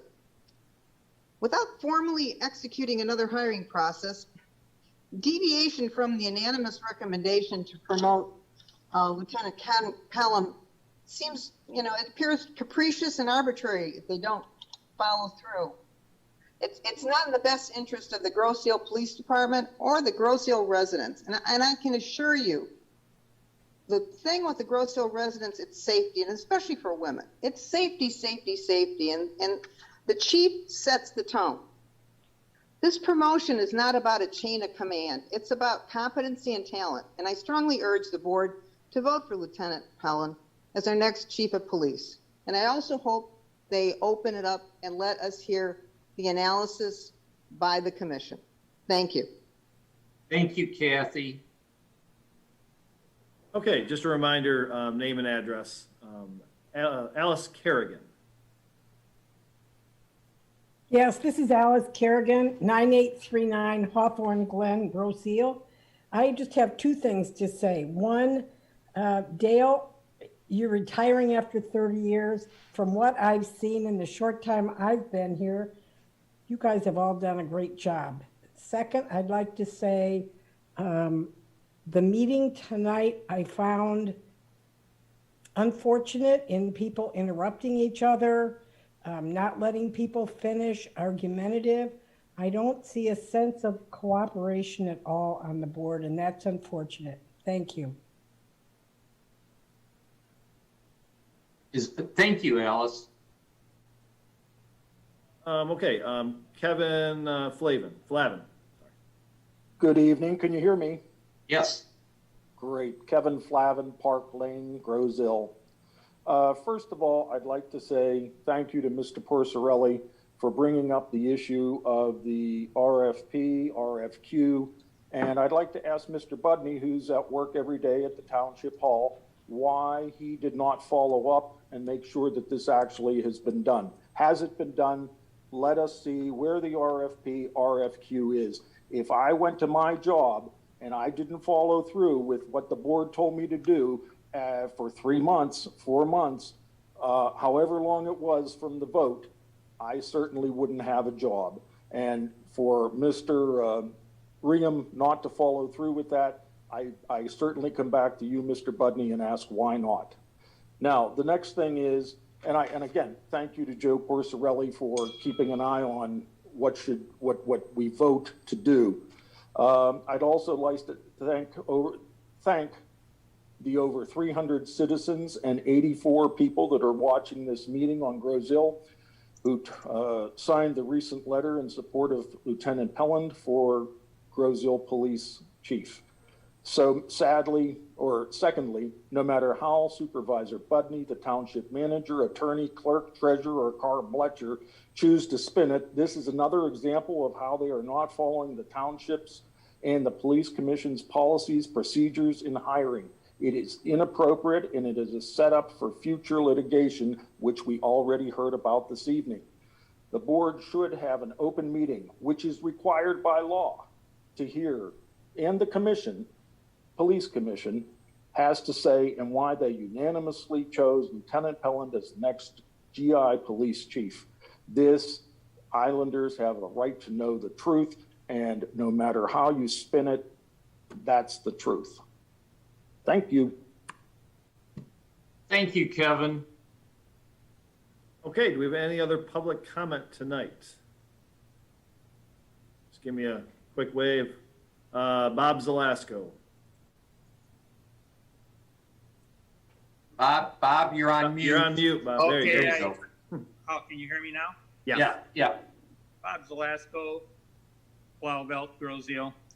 First of all, again, I find it hard to believe after 8 weeks, an action item that was voted on has made no further motion at all. I especially on a priority issue like the bridge, and as the other people have spoken, I mean, every day we have to pay to go back and forth over this bridge and hope that we have a bridge that's still working in the morning. Very serious issue. I too would, since it could not become an action item that could have simply went into discussion, I too would like to know why after 8 weeks we still haven't moved forward on that. As far as the police commission, I think the police commission has taken a terrific pounding here, and they find themselves trying to defend themselves for doing nothing more than their job. It would have only taken, they only asked for 10 minutes to give the presentation. Just think of what you burned up tonight. 10 minutes to give a presentation, and a lot of people would have been looking forward to it. I think that would have been great. As a past commissioner and a resident of Groseille, as this continues to burn, I would like to offer my apologies to the police commission. I too know what it's like to be in your position. Thank you. Thank you, Bob. Okay, do we have any other public comment tonight? Tom Snyder. Make sure you unmute, Tom.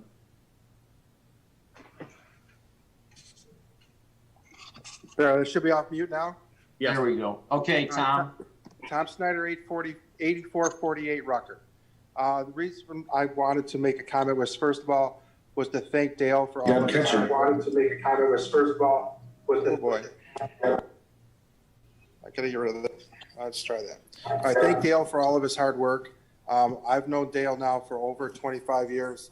Not only did he help guide when I needed some help to get the road paved, as president of soccer, helping making sure that all of the parents for soccer weren't going to 4 different fields, but actually going to 1 field.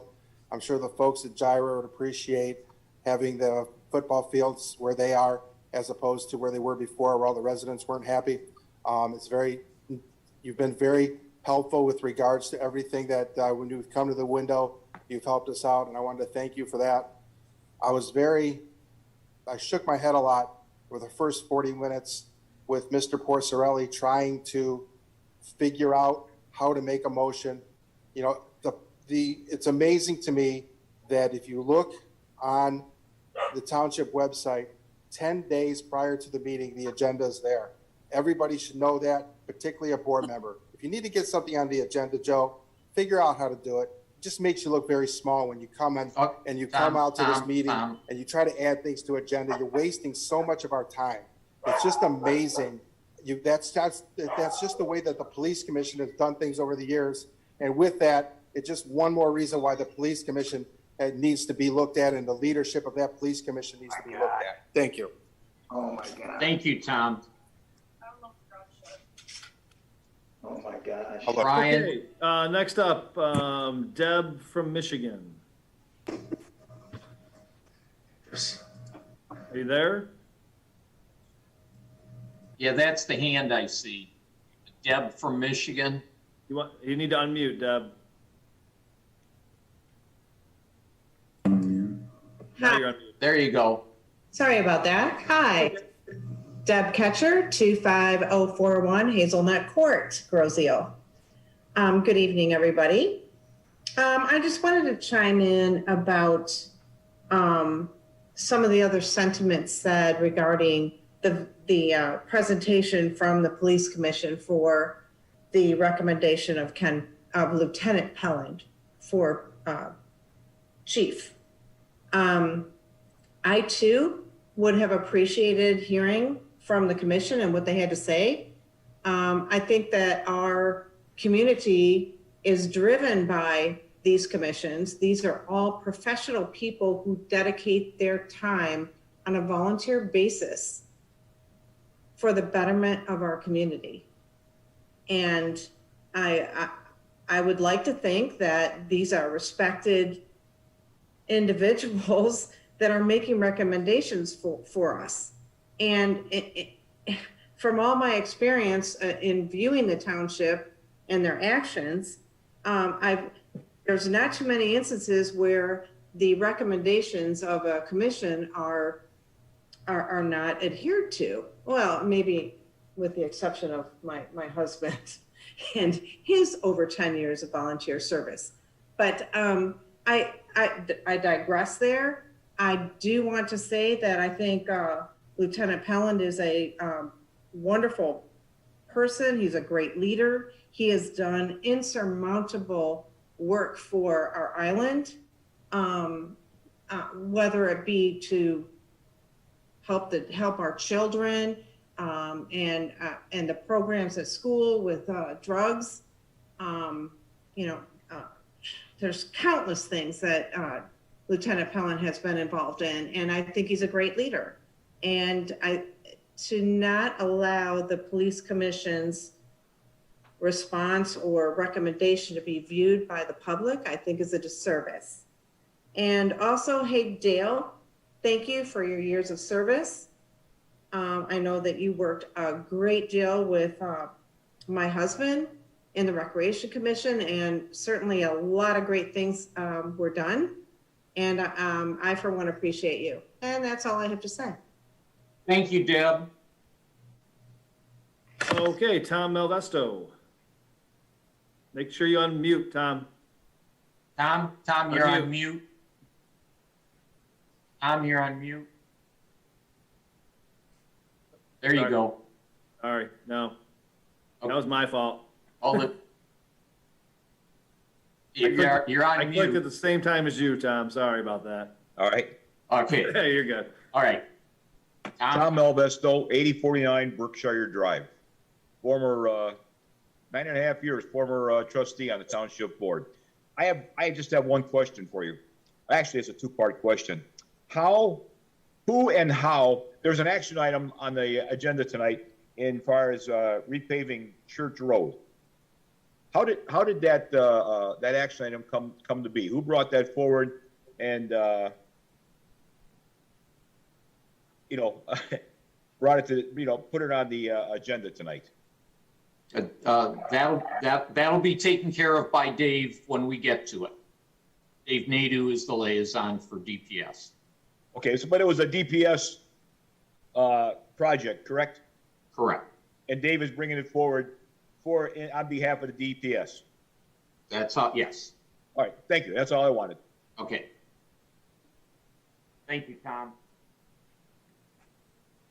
Okay, do we have any other public comment tonight?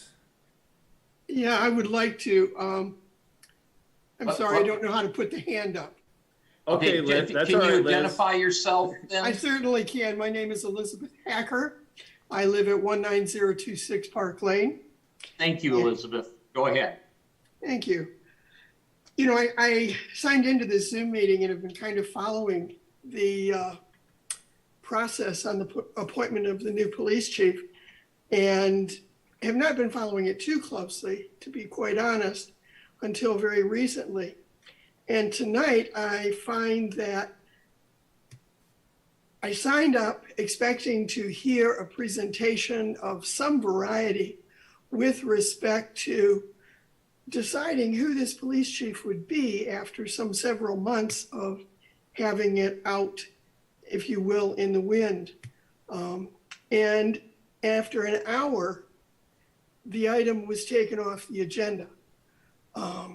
It seems to me that with all of the public comment in the various social media that I have seen and the meetings herein, the recommendations from the commission that have been appointed to do the interviews have been in front of the members of the board, as pointed out by Mr. Pocarelli, that it should and could have been decided this evening. You've got a number of people here, many of whom I'm sure are on this, to hear that, as it was the number one thing on the agenda.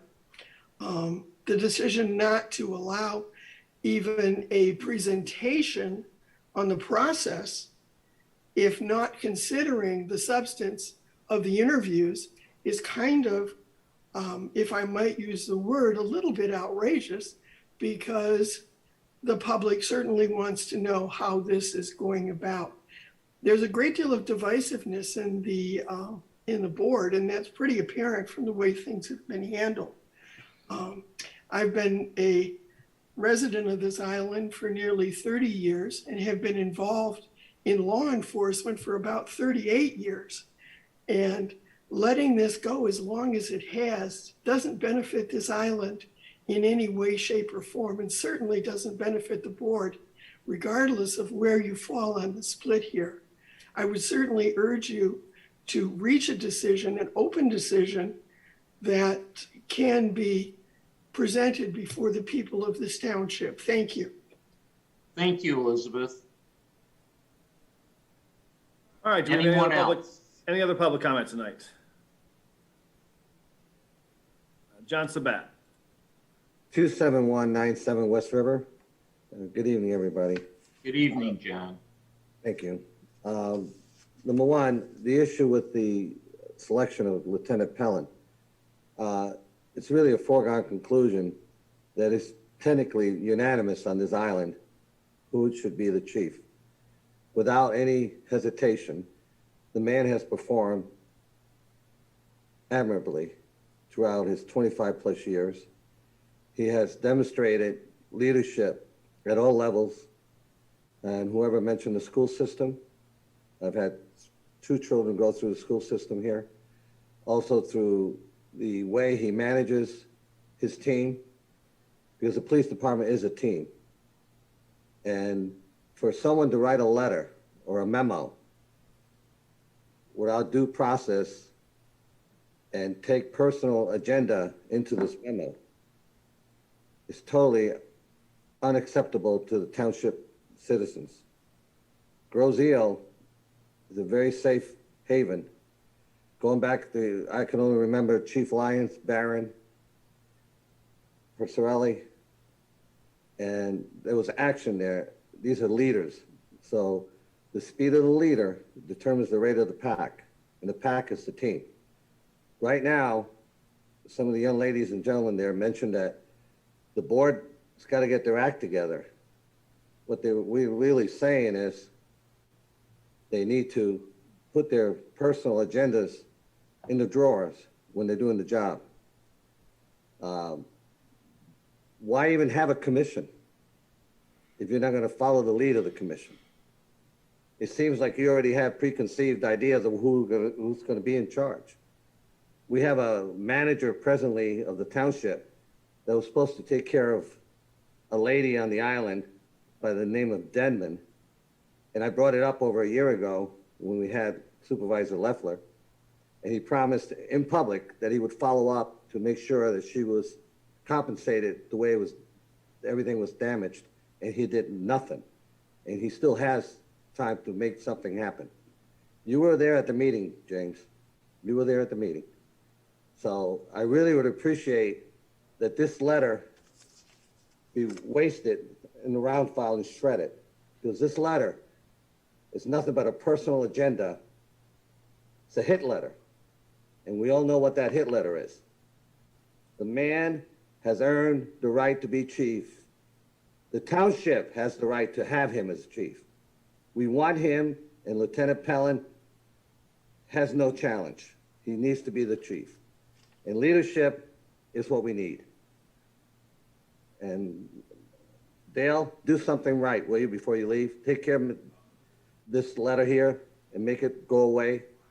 And then also, hold on a second, James. I know you're biting at the bit here. Well, your time is up, John. I got about 11 seconds. And You're 12 seconds over. You should take care of Ms. Denman, Dale Rim. If you're going to do anything right, do it. Thank you, John. Okay, do we have any other public comment tonight? Thank you, Brian.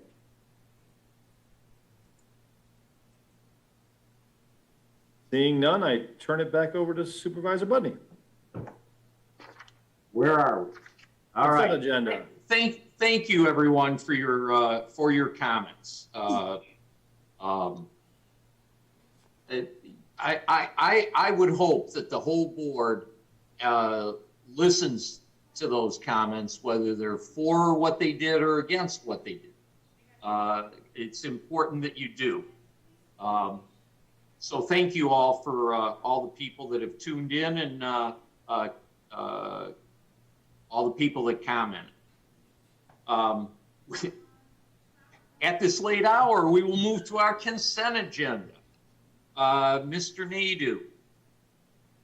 Thank you, Mr. Budney. At this time, I'd like to make a motion to approve consent agenda 21-030, which includes the minutes of the July 12th regular meeting of the board, minutes of the July 15th special meeting of the board, check registers dated through August 6th of 2021, approval to process and distribute payments through September 3rd, 2021,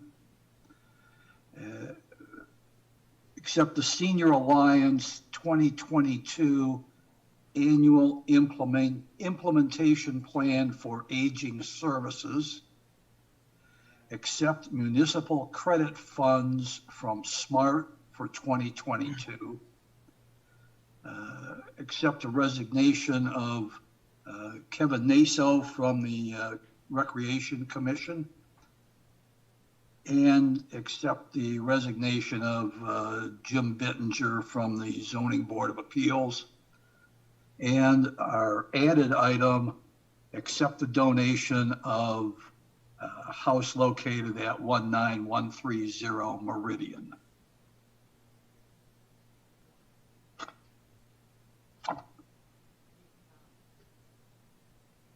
Support. Support. Well, we have support, David, so that I don't believe we have any comments regarding that.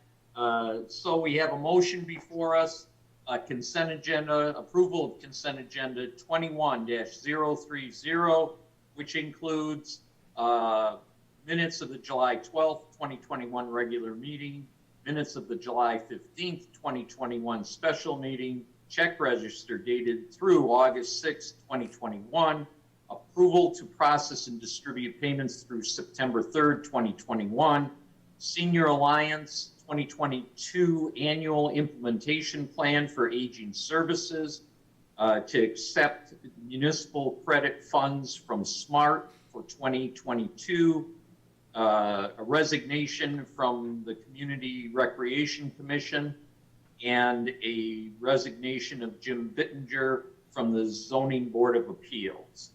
Also, the addition of the donation of 19130 Meridian to the animal shelter. Yes, Ms. O'Connor.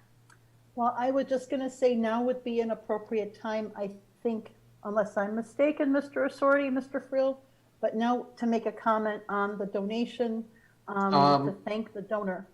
Would that be appropriate? Well, I think we want to hold off until the process is actually accepted. Okay. This is to accept the donation, but we are looking into it as the paperwork shows. We're doing the look in. When it becomes final, that'd be the time to thank the donor. And we will let people know at that time, correct? Absolutely. Okay. That's all I wanted to know. Thank you. Thank you, Uda. Okay, with that, I will start with Carl Bletcher. Aye. That's an aye. Okay. Jameson. Aye. Okay. David. Aye. Uda. Aye. Joe. Aye. And Mike. Aye. And I vote aye. Consent agenda 21-030 is accepted and approved. All right. Action items. Action item. David, I believe you are the man tonight pretty much. And we'll start with the action item 2, Church Road, which Tom had interest in. This time, I'd like to make a motion based on a recommendation of the Groseal Department of Public Services Commission that the Township Board hereby approve an award of a contract with Al's Asphalt Paving Company for the resurfacing of Church Road. The approval is for alternate number 2, which is a 3-inch asphalt depth at a contract cost of $238,150. The board also approves a contingency totaling $40,000. And if Derek's still here. Well, I'm sorry. I would hope by now that the board understands that there's got to be a second. I gave a second. Thank you. Thank you. Go ahead, David. Derek, you want to take it? All I know is we're going to mill and fill. Yeah. The DPS Commission this year was looking at doing a road project. So over the course of a couple of months, priorities were established based upon proposed and upcoming work that Wayne County is planning on doing, road condition, road usage, how important roads are to traffic patterns on the island, and also past priorities for the township. And Church came out on top as far as being something that that it was unanimous that the DPS Commission wanted to try to address. So based upon the money that we had available, the condition of the road, and what we could accomplish, we came up with an option which was basically the resurfacing of Church Road from the canal to East River Road. This is just a resurfacing of what is already there. I think we all know that Church Road is in very bad condition and really needs to be reconstructed. But as all our roads fall under Wayne County jurisdiction, we had to balance what the county would allow us to do with our funding, and what we were able to accomplish, or what we will be able to accomplish, is the resurfacing of the road. Unfortunately, it's not a full reconstruct, but it's going to be a much better surface than what is out there currently. We also did get, or tried to get, input from the residents along Church to make sure that they were involved in that conversation. So we did invite everybody along the stretch of road that we're going to be resurfacing to attend our DPS meeting. We had a couple that did attend, and they were all very supportive of the proposed work that we're going to do. I do want to be very clear, and we wanted to be very clear with the residents that were in attendance, that this is not a long-term fix. This is something that's going to be, in the grand scheme of things, fairly short-term, but it's going to be an improvement during that time period to the road surface, a surface condition that's been very poor for a long time. I think they were all very receptive to the improvement that this was going to provide. So I can answer any questions if you have any at this point. Uda? Hey, Derek. Oh, Yeah, go ahead. Derek, Jameson, Uda Jameson was ahead of you. Go Sorry, ahead, I didn't know Jameson. I couldn't see if you had That's your okay. hand up there, Madam Clerk. I just want, so this is a Wayne County road. It's not a Grosse Ile road. Are they matching us at all? Are they throwing us any kind of bone for fixing their road, or we're doing it for the residents? No, we're doing it for the residents out of the road maintenance millage funds. Okay. The county used to have a local roads program in which they would match our funds with their own funds. But for this fiscal year, that road match program was suspended. And quite honestly, and this is my opinion, but a lot of the funding that they utilize for that roads match program, I think they diverted some of that towards actually our bridge program. So part of the reason it wasn't available was because of that substantial expenditure that they incurred this year that I don't think they had necessarily planned on. So our road match is currently suspended over the Detroit River. Yeah, I think you could probably take it that way. All right, well. And that road match, they didn't, I mean, that was a county-wide thing, and they didn't have it for the county, James. I mean, the whole county didn't get it. It wasn't just us. Well, it sounds like we've tried to go, it sounds like we tried to go in different directions, but at the end of the day, we said we're going to fix the damn roads, so let's fix the damn roads. Yeah, and certainly anybody that drives around Grosse Ile knows that Church Road is and has been in terrible condition for a long, long time. If we can come up with a roads program, which I'm confident the DPS Commission will do for us, Church Road will be one of the projects. I mean, there's a lot that has to be done, but it's in such poor condition that they thought this project was worthy of doing, which will at least smooth it out somewhat. It's not making it any wider. It's just taking what is there and making it drivable, a little better, more drivable than what it is now. Fair enough. Jim, I'd just like to add, if I could. Yes, Mike. This is why I believe it is so critically important. This is not rocket science. Any entity of any size with any long-term capital expenditures needs to have a multi-year financial plan.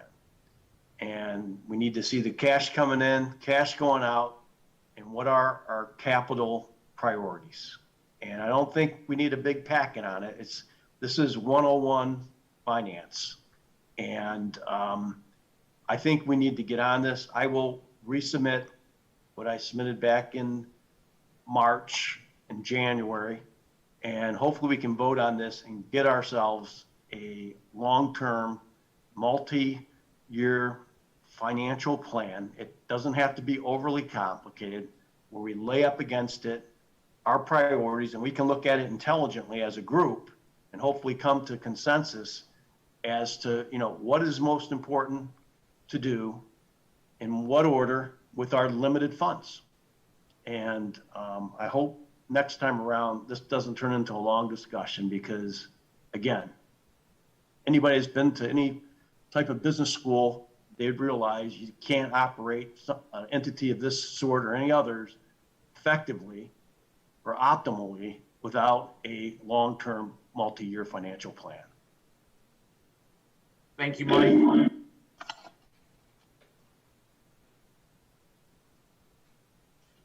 Anything else from the board? Uda. Yeah, I think you somewhat answered my question yourself, Jim, but Derek, a long time now, a big holdup to any repair on Church Road has been the width of the road, changing the width of the road, that the county wants it to be, a larger size on center than what it currently is.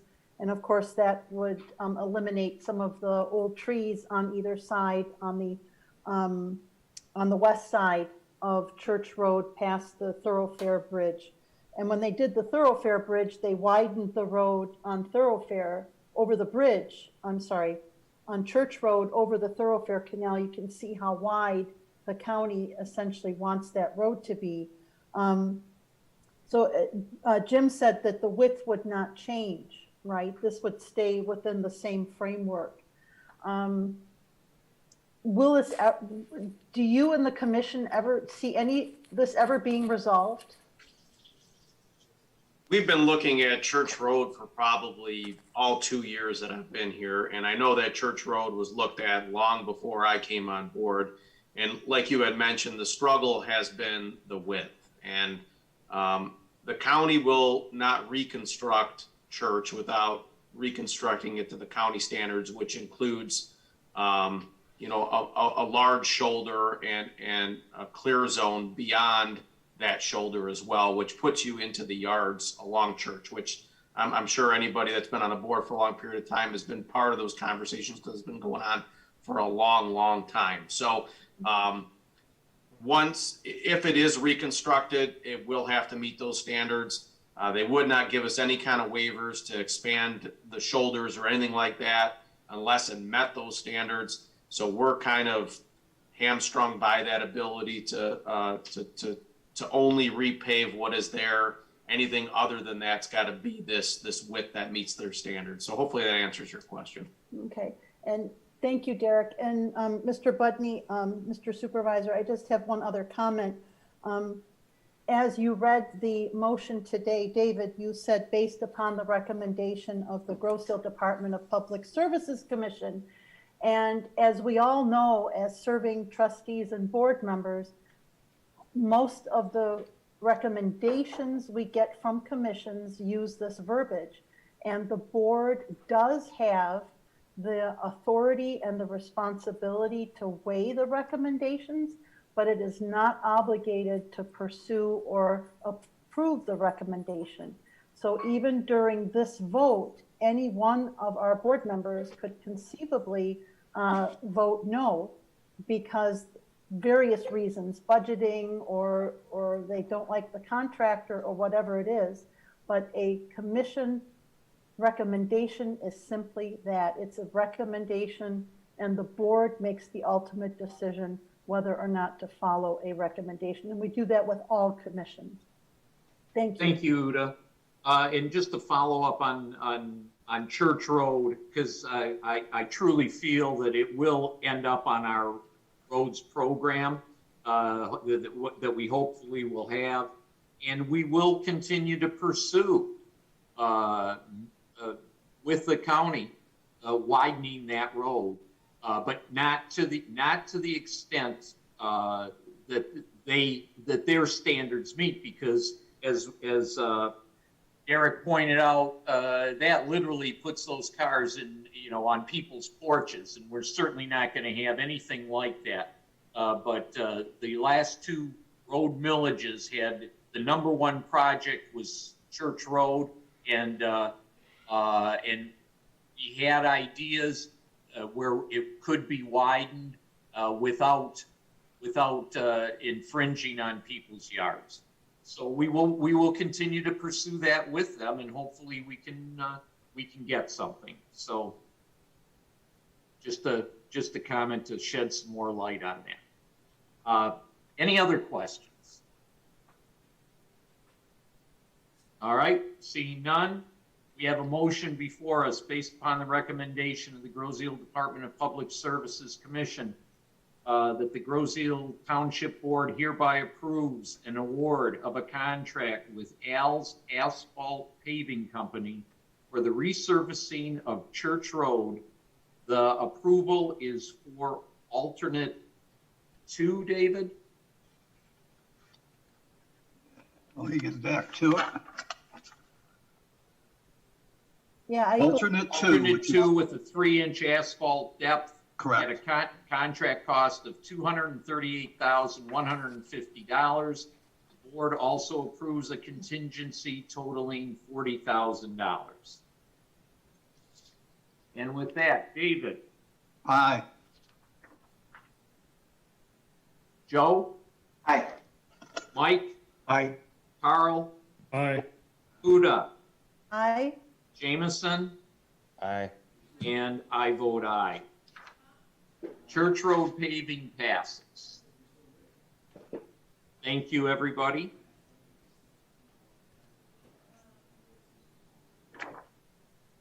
And with that, we'll move on to action item number 3. And David. Thank you. Based upon a recommendation by the Grosse-Ile Department of Public Services Commission, the Grosse-Ile Township Board hereby approves the extension of a contract with Detroit Gradall and P&P Landscaping for ditching and restoration work for fiscal year 2021-2022. Support. Thank you, Uda. Go ahead, David. I give Derek a little break on this one, I believe.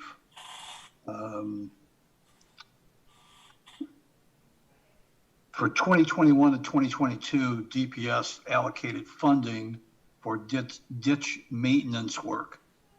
The work will take place within the township at locations that have been prioritized based upon condition assessments, drainage issues, and resident complaints. 3 separate contractors will be utilized for the work. And those vendors are Gradall work. The hydro seeding is P&P Landscaping, and spoils hauling is Campo Brothers. And they were I believe that all of the, correct me, Derek, if I'm wrong, all of the vendors held their prices from the prior year. Is that correct? That's correct. Okay. All right, questions? I'll get right It's okay. with you. This was a program that was started last year. We have a lot of culverts on the island ditches, and we have a lot of water that sits, and after inspecting them, we certainly found out that most of them are overgrown, have been loaded up to where the pipe draining it may be covered, maybe a 3/4 covered.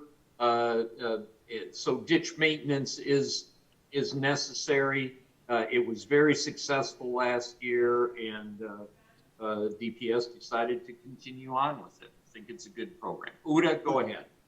Yeah, I just wanted to, I know my road is not included on this, but I wanted to applaud the program because anyone who lives on a ditched road like Island Boulevard knows the importance of having cleared out, definitive ditches and culverts and gullies. When the heavy rains come and those are plugged, my entire corner neighborhood, 4 houses sit in a pond. So on our street, it's really up to the residents to go up and down the street and clean out the culverts if we don't want to get flooded in May and November. And so our ditches have been dug in the last few years, but we know how important the maintenance is. And so to have a program in place that hopefully will work its way up and down the island will be very valuable. Especially, we sit very high on the island, but we're low compared to the open space. And when it drains, communities like ours get flooded. And the older homes were built on a lower grade and the newer homes were built higher. So it really creates a situation for, the historic old cottages on Stout and Island. So I'm just really glad that the program is going on, and I encourage the board to support it. Thank you, Huda. Jim? David? I also should have mentioned that last year, which was the first year of the program, there was an expense of $30,000 for this. And because of the success of it, DPS budgeted for this fiscal year, doubled that to $60,000. And basically the work will continue until the money runs out. Is that correct, Derek? That is correct. Yep. Okay. Thank you, Derek. Yeah, when for the people that get their ditches done, it does behoove you to keep them clean so that the water can run. In the fall, you see a lot of people filling up the ditches with their leaves or whatever. That's just a recipe for disaster when we have heavy rains or thaws. But on the other hand, we do have a lot of ditches that are over time have filled up with dirt and other things, and the people themselves just can't dig that out. It needs to be done with this program. Other statements, anything else? If not, we have a motion before us based on the recommendation by the Groseal Department of Public Service Commission that the Groseal Township Board hereby approves the extension of a contract with Detroit Gradall and P&P Landscaping for ditching and restoration work for fiscal year 2021 and 2022. Uta. I vote aye. Thank you. Mike? Aye. Joe? Joe? You're on mute, Joe. Joe, you're on mute. Joe, you're on mute. Yes. Yep, I couldn't get it over. Thank you. Yes. Okay, thank you. Dave? Aye. Carl? Aye. Jameson? Aye. And I vote aye. So we have our ditching continuing. Thank you, everyone.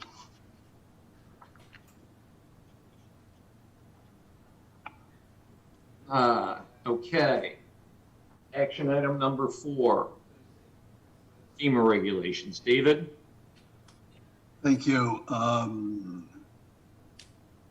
like to make a motion that the Groseal Township Board hereby adopt the attached revisions to Chapter 116,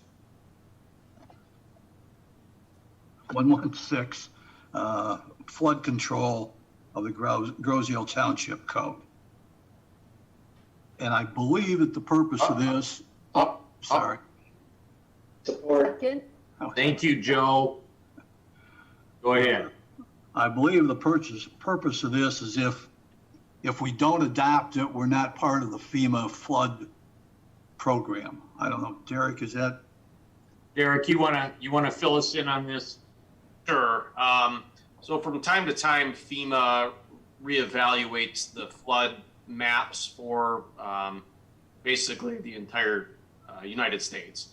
And when they come out with these new flood maps and these new flood regulations, townships, cities, governmental entities that have control of building regulations for that specific community are required to adopt these new maps and basically building code into their regulations. And the adoption of these current maps and regulations make that entity and its residences eligible for participation in the flood insurance program. So if you don't adopt them, then the residents cannot purchase flood insurance through FEMA and would not be eligible to bind those coverages.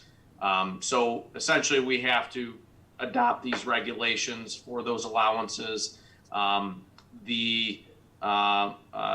had discussed some of the draft ordinance revisions with FEMA between, I believe, Thursday of last week and then today.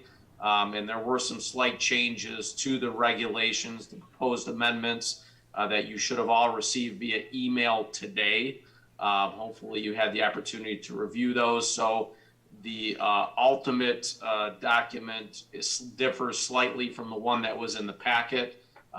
So we're really talking about the revised document that was included in your email today, not necessarily the one that was in the packet. And I don't know, Tom, if you want to go into what those differences are between what was in the packet and what was emailed to everybody this afternoon.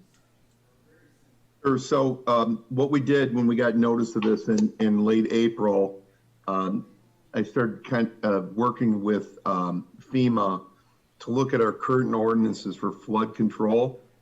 And we had some discussions back and forth. And of course, as you can imagine, when they revised these maps across the entire United States, they're limited in their ability to get back to us on a rather quick basis.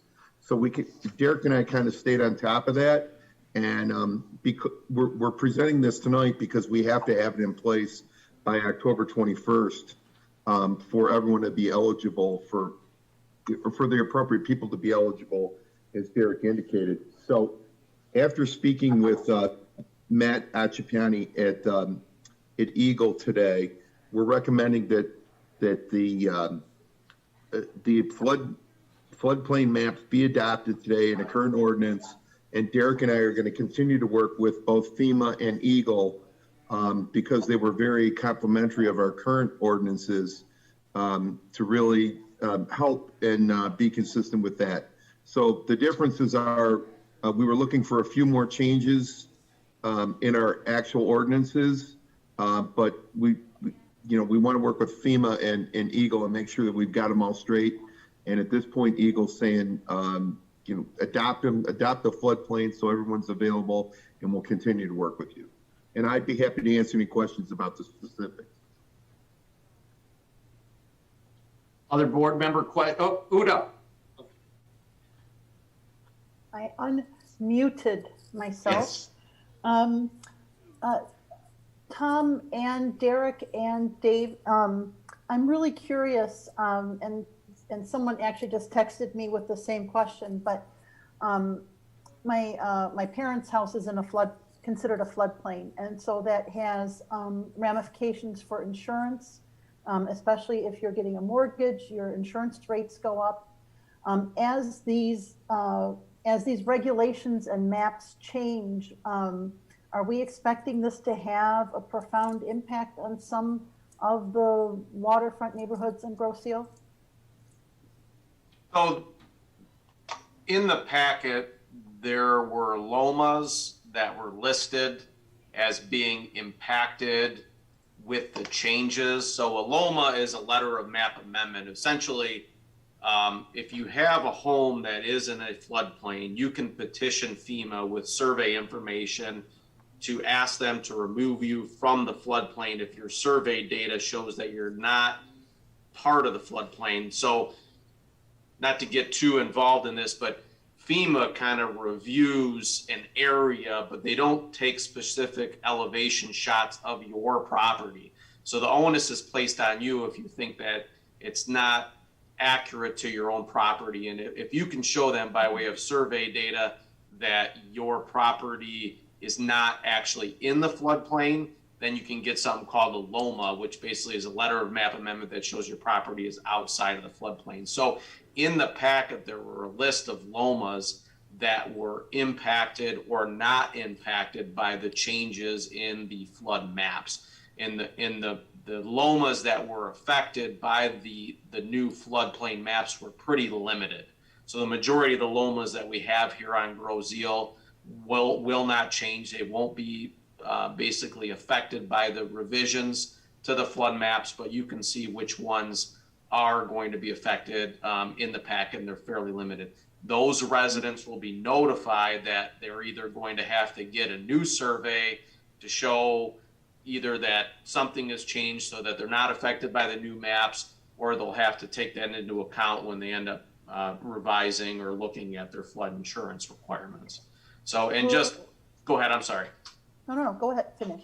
So, and just for further information, FEMA reviews these flood maps as a matter of practice every 10 or 15 years, and they revise these maps based upon information that they have and is now accessible. For example, they've LiDAR the whole entire area, the whole region, to get a better sense of true elevations, because they change over years, and also as LiDAR becomes available, which is basically laser review of elevations. They actually fly it with a plane and they review the elevations in the area on 1 to 2 inch increments. That information becomes better available. They can better draw their maps. As people do elevation certificates and they file those elevations are more accurate and more accessible. It lets them build the map. And then on this specific revision, they also took into consideration wave action and ebbs and flows of wave action and the resulting potential damage. So they adjusted the maps according to that as well. So that was one of the big changes. Sorry if I gave you more than what you probably wanted. Well, unfortunately, I find that fascinating, but I know we have a small department over there. If residents do have questions, residents get that letter that find out they're impacted. Perhaps we could make some resources available to them, or let them know where to find the resources, so that, I think this might affect some people, older people too, who've been in their homes for a long time, and with the high water levels, I think this is on everybody's mind. So if we can offer at least access to some hand-holding, maybe, working through FEMA and all of these other federal protocols, state protocols, is daunting, to say the least, and intimidating. And so if we can offer our residents any kind of help with that, I think that would be really good. As always, they can call us and we can help them walk through it. For the purposes of the board tonight, really there isn't a whole lot of choice that we have here. We've got to adopt the regulations, otherwise their eligibility to participate in the insurance program doesn't exist, which can be devastating, because a lot of times FEMA is the only insurance option available. So, but yeah, we will definitely help out to explain and to help them navigate the program. That's what we're here for. So, is there some kind of notification that we need to be? I assume that the residents need to be notified that they've changed from a non-flood status to a flood status, or a flood status to a non-flood status. Yeah, so FEMA will send out that information, especially when it's related to a LOMA. Okay. So, and a lot of times what happens is if they have a mortgage and if they're required now to buy insurance, if they get rolled into a flood zone, their mortgage holder will inform them you need to buy flood insurance to secure their interest. So that happens as well. So, okay.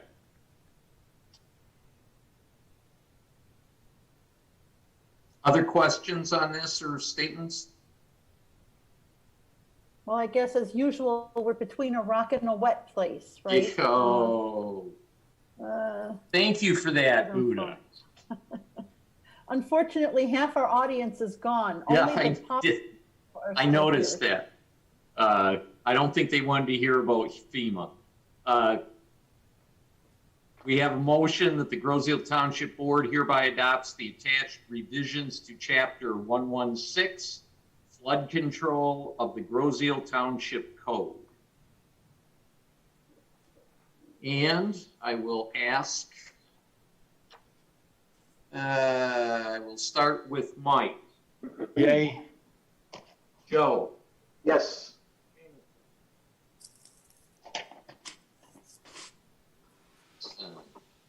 Do you get mine, Jim? I'm sorry. I got yours. I got yours. Jameson? Aye. Okay.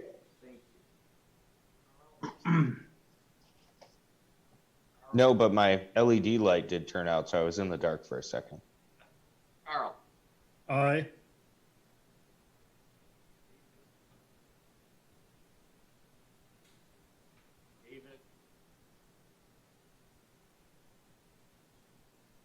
David?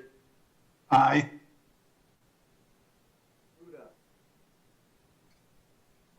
Buddha. Oh, did you call me? Did. Jim, we're Yes. losing you. I Yes. say aye. Okay, Aye, aye, thank aye. you. And I vote aye.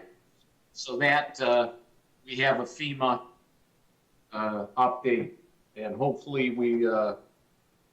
that will work for them, and we'll certainly want to stay in their insurance program. Thank you for that, everyone. We now move on to, we're going to give Dave a break and go to Carl.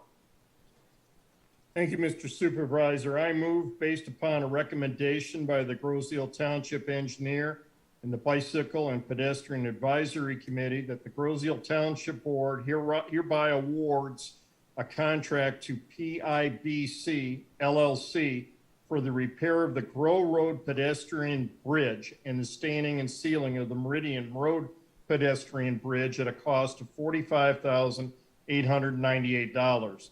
The award is contingent upon the contractor providing the required insurance and bonds as set forth in the RFP and stipulated in the contract award recommendation provided by the C.E. Raines Company.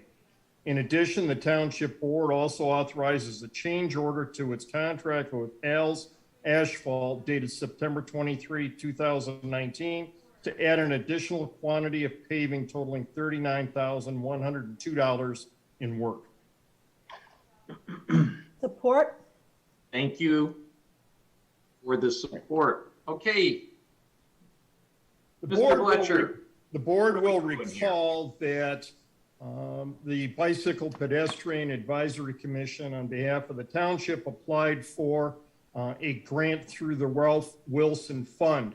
And we have previously reported that that grant in the amount of $80,000 was approved by the Ralph Wilson, and we are now in the process of implementing those funds.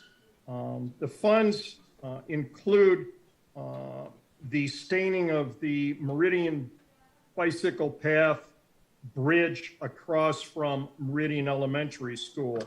Some of you will recall that that bridge was built 2 years ago. It is being stained now at the recommendation of the manufacturer. They wanted to have the wood dry for 2 years so that it could cure, and any staining that would be put onto it would then have an ability to penetrate.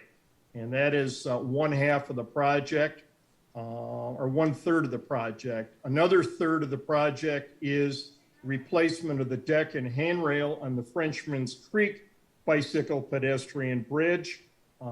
That material is going to be replaced. The standard southern yellow pine is going to be replaced with Trex decking. That is a composite man-made material. That material is being used because it is now competitive with the traditional pine. Pine has gone up approximately 3 times or more in terms of cost. Trex is a longer serving product, and the Ralph Wilson grant is going to be used to enhance the longevity on that particular project. Now, the $80,000 is going to be, the balance of the $80,000 is going to be used by Al's Asphalt Paving to increase the replacement of segments of the bicycle pedestrian path. Al's is going to be doing, as we've noted earlier, the Church Road reconstruction. When they are done there, they already have their equipment, their people on the island.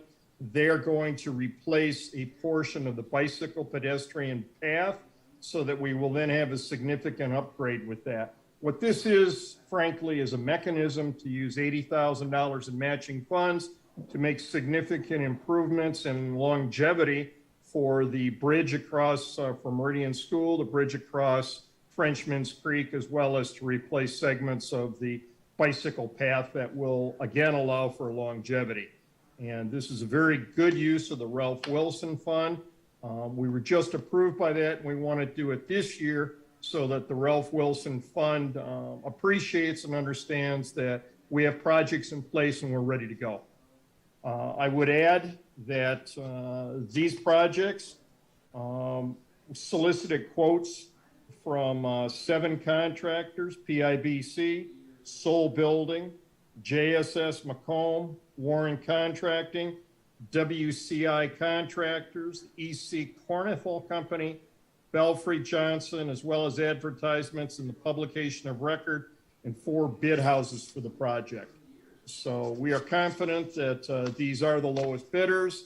And, PIBC has done work for us before and is a known entity, and their work has been very good. And frankly, we're looking forward to getting these 3 projects behind us and enhancing and improving the bike path. Carl, I know that you said there were a number of companies that were asked to bid. How many actually bid? 2, and one was PIBC, and the other one, and Derek, you can correct me if I'm wrong, but EC Cornethal actually attended the pre-bid project. I don't know if that is something as a matter of course and habit that EC Cornethal does, because it is labeled as a bridge project.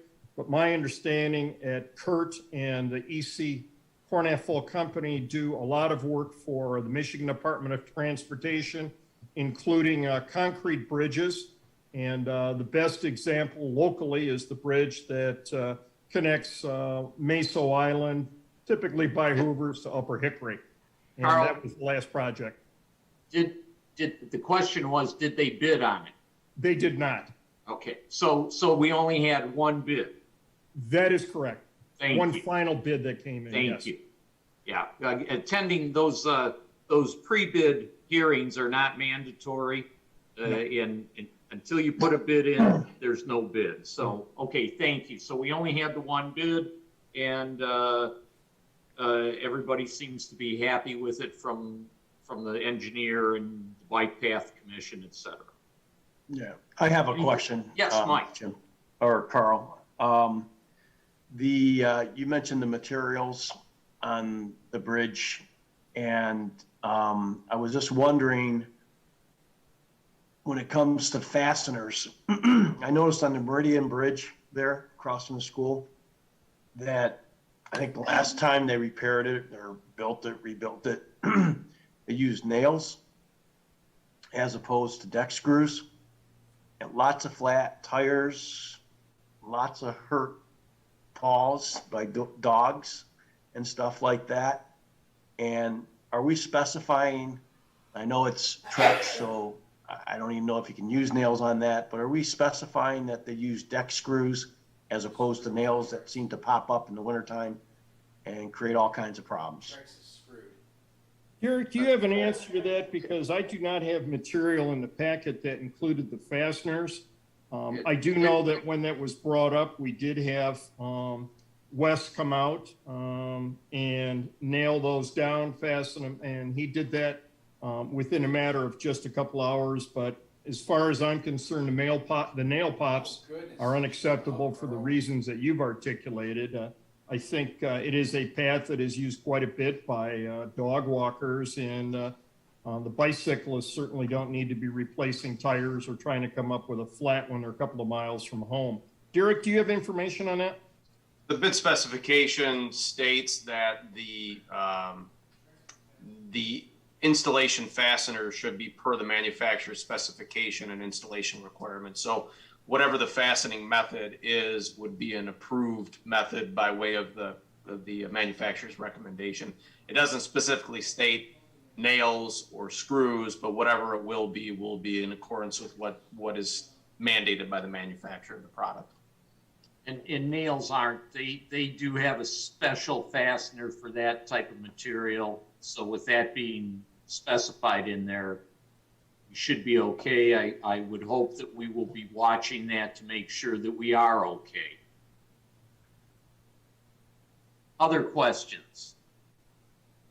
I don't have a question, but I know Carl knows I'm a big fan of the bike trails, and so I generally appreciate any improvement to them. But I really appreciate that we're saving some money on the mobilization and demobilization by using the same paving company we are for Church Road. So I think that's a smart move for the taxpayers, and I appreciate that, Carl. Thank you, Jameson. I suppose I should appreciate that to your commission, but thank you as well, Carl. I'm sure he'll carry that back to him. Anyone else? Hearing none. We have a motion based upon a recommendation by the Township Engineer and the Bicycle and Pedestrian Advisory Committee. The Groseal Township Board hereby awards a contract to PIBC LLC for the repair of the Grow Road pedestrian bridge and the staining and sealing of the Meridian Road pedestrian bridge at a cost of $45,898. Award is contingent upon the contractor providing the required insurance and bonds as set forth in the RFP and stipulated in the contract award recommendation provided by C.E. Raines Company. In addition, Township Board also authorizes a change order to its contract with Al's Asphalt dated 9/23, and please fill in the year for me. 2019. Thank you. 2019 to add an additional quantity of paving totaling $39,102 in work. And Carl, I will start with you. Aye. Uda? Aye. Jameson? Aye. Joe? Aye. David? You're on mute, Dave. Aye. Mike? Aye. And I vote aye. So our bike paths will be repaired in our bridges. Thank you, Carl. Thank you, everybody.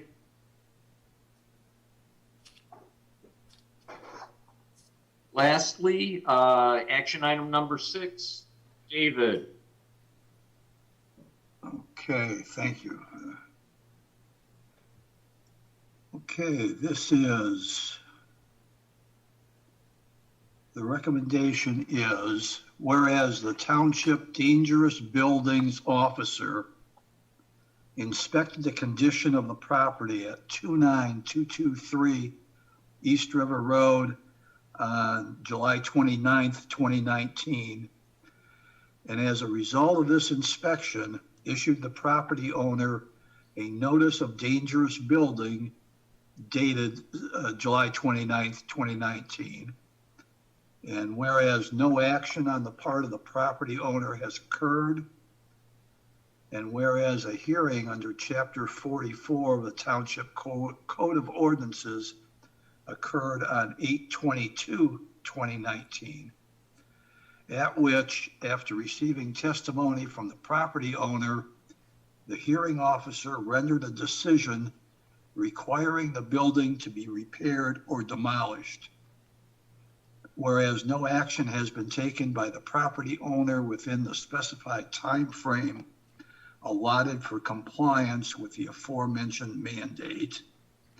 Now therefore be it resolved, the hearing officer is requesting that the township enforce the demolition of the structure and foundation, phase 1 and 2, in compliance with section 44-13 of the Groseal Township Code of Ordinances. In addition, the Groseal Township Board authorizes the Department of Community Development to advertise for bids for the demolition of this property and authorizes the township manager to enter into a demolition contract to enforce the demolition order dated July 7th, 2021 for the dock and covered boat well at 29223 East River Road, parcel number 73066202042700, and furthermore to liquidate an existing bond and assess any remaining costs as a lien on the property in accordance with Township Code 44-14. Thanks, David. Derek, you want to jump in here and let the board know what's going on, more so than that? Yeah, there at this property at 29223 East River Road, there were two structures, a home and a covered boat well. And the home was demolished in 2019. And as a matter of course, community development allowed the boat well to exist based upon the understanding that a home. We need a second. Yeah. Second. Thank you. I thought we had one. Go ahead, Derek. Sure. So as a matter of course, we allowed the boat well and the dock to remain and covered boat well to remain with the understanding that a home was going to be built in short order on the parcel. As insurance, to ensure that there was some recourse if that did not occur, the Community Development Department solicited through the dangerous building hearing a $5,000 bond to provide some sort of financial recourse to demolish the boat well and the dock if that home was not constructed. Basically 18 to 24 months went on. The community development never received a proposal or a building plan to construct a home on the parcel. So in essence, there was a violation of the standing order with the Dangerous Buildings Board. That condition was basically violated. So the proposal before you tonight is in accordance with the ordinances. The request is to liquidate that bond and to go ahead and demolish that structure as it was a violation of the agreement that was entered into in 2019. I can answer any questions you might have. I know there's a bit here to digest, but the attached information, I think, gives you a chronology of events as far as what transpired and kind of where we're at today. Derek, we basically have $5,000 in that bond to take care of the demolition or to go towards that demolition. Just in ballpark figures, do you think it'll be much over that? Possibly. I mean, the way that the market is right now, with those contractors being very busy, I think it's driven prices up a little bit. Rough estimates, I would assume it's in the $5,000 to $10,000 range, but whatever that exceedance is above and beyond, that will be attached as a lien onto the property, and the owner will be responsible for that additional cost. Usually when we do these demolitions, we do solicit competitive bidding. I don't think the township ever wants to be caught in a position where the property owner considers that, we didn't try to get the most competitive price on the demolition. So the next step in this would be to go ahead and advertise for the work so that we can tell that homeowner or that property owner that we got the best value for them. Ultimately, we never have interest in doing this. We would always want the resident to take care of this for them. It's additional work for us to go ahead and have to go to this step, but for the benefit of the residents, the neighbors in that area, if the resident isn't willing to do this on their own, that's where the township has the ability to step in and try to take care of this problem. The property owner does know that we're going this route, and they've chosen to have us go this direction. So that is the proposal before you tonight. And will we then recoup our money on the next tax bill, or is it just a lien on the property and we have to wait till they sell to get our money back? No, we would place it on the tax bill, so it would be our intent to get that money as soon as possible. Yep. Thank you. Thank you. Any other questions? Hearing none. We have a motion. Whereas the township's dangerous building officer inspected the condition of the property at 29223 East River Road on July 29th, 2019, and as a result of this inspection issued the property owner notice of dangerous building dated July 29th, 2019, and whereas no action on the part of the property owner has occurred, and whereas a hearing under Chapter 44 of the Township Code of Ordinances occurred on August 22nd, 2019, at which, after receiving testimony from the property owner, the hearing officer rendered a decision requiring the building to be repaired or demolished. Whereas no action has been taken by the property owner within the specified time frame allotted for compliance with the aforementioned mandate, now therefore be it resolved, the hearing officer is requesting that the township enforce the demolition of the structure and foundation, phase 1 and 2, and in compliance with section 44-13 of the Groseal Township Code of Ordinances. In addition, the Groseal Township Board authorizes the Department of Community Development to advertise for bids for the demolition of this property and authorizes the township manager to enter into a demolition contract to enforce the demolition order dated July 7th, 2021 for the dock and covered boat well at 29223 East River Road, parcel number 73-06-02-0427-000, and furthermore to liquidate an existing bond and assess any remaining costs as a lien on the property in accordance with Township Code 44-14. And David, I will start with you. Aye. Carl? Aye.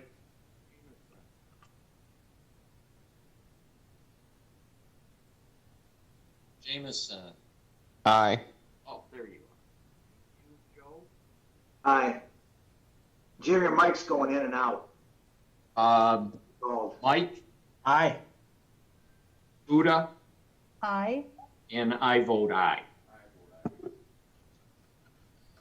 The people on Hickory Island will be happy to know that that structure is going down. Thank you all. Joe, did you say that Mike was going in and out, or Jim's mic was going in and out? I think he said Mike's my mic. I think I got busted. Yeah.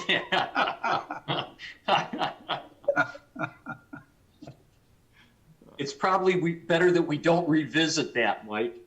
All right, we have our board reports, starting with the clerk, please. Well, thank you, Mr. Supervisor. Given the time and the state of mind, the clerk's department, all quiet on the southern front, and not much more to say. Thank you. Okay, thank you very much. Treasurer's report. Thank you, Mr. Supervisor, and I'll make mine quick as well. Continuing to collect summer taxes that are due September 14th, 2021. To date, we've collected 16% of the summer tax roll, and all distributions required of the school and county taxes have been made in a timely fashion. That concludes my report. Oh, I'm sorry. One more reminder. August 13th and 14th, that's this coming weekend, is the island-wide garage sale. And that concludes my report.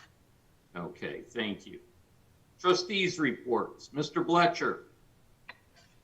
Unfortunately, I have four reports of varying lengths today. The first one is from the Bicycle Pedestrian Advisory Commission. We are doing an engineering study on feasibility and cost using grants of the bicycle pedestrian path that has been proposed for Bellevue between Meridian and West River. That is simply an engineering study. The funds are grant funds that are for purposes of extending the Iron Bell Trail and connecting the Groseal pedestrian system with Trenton and on to all parts in Michigan. We're also going to be looking at grant funding for a proposed bicycle pedestrian path using the perimeter road along the East River Road from Grow Road to Gibraltar Bay, which is the very east end of the airport. You'll notice when you drive by on Grow Road that there is a maintenance road. That is gravel, and what we're looking at is getting grants to move the bridge directly to the west so that we can then use that trail to connect what would be Grow Road to the Gibraltar Wildlife Center.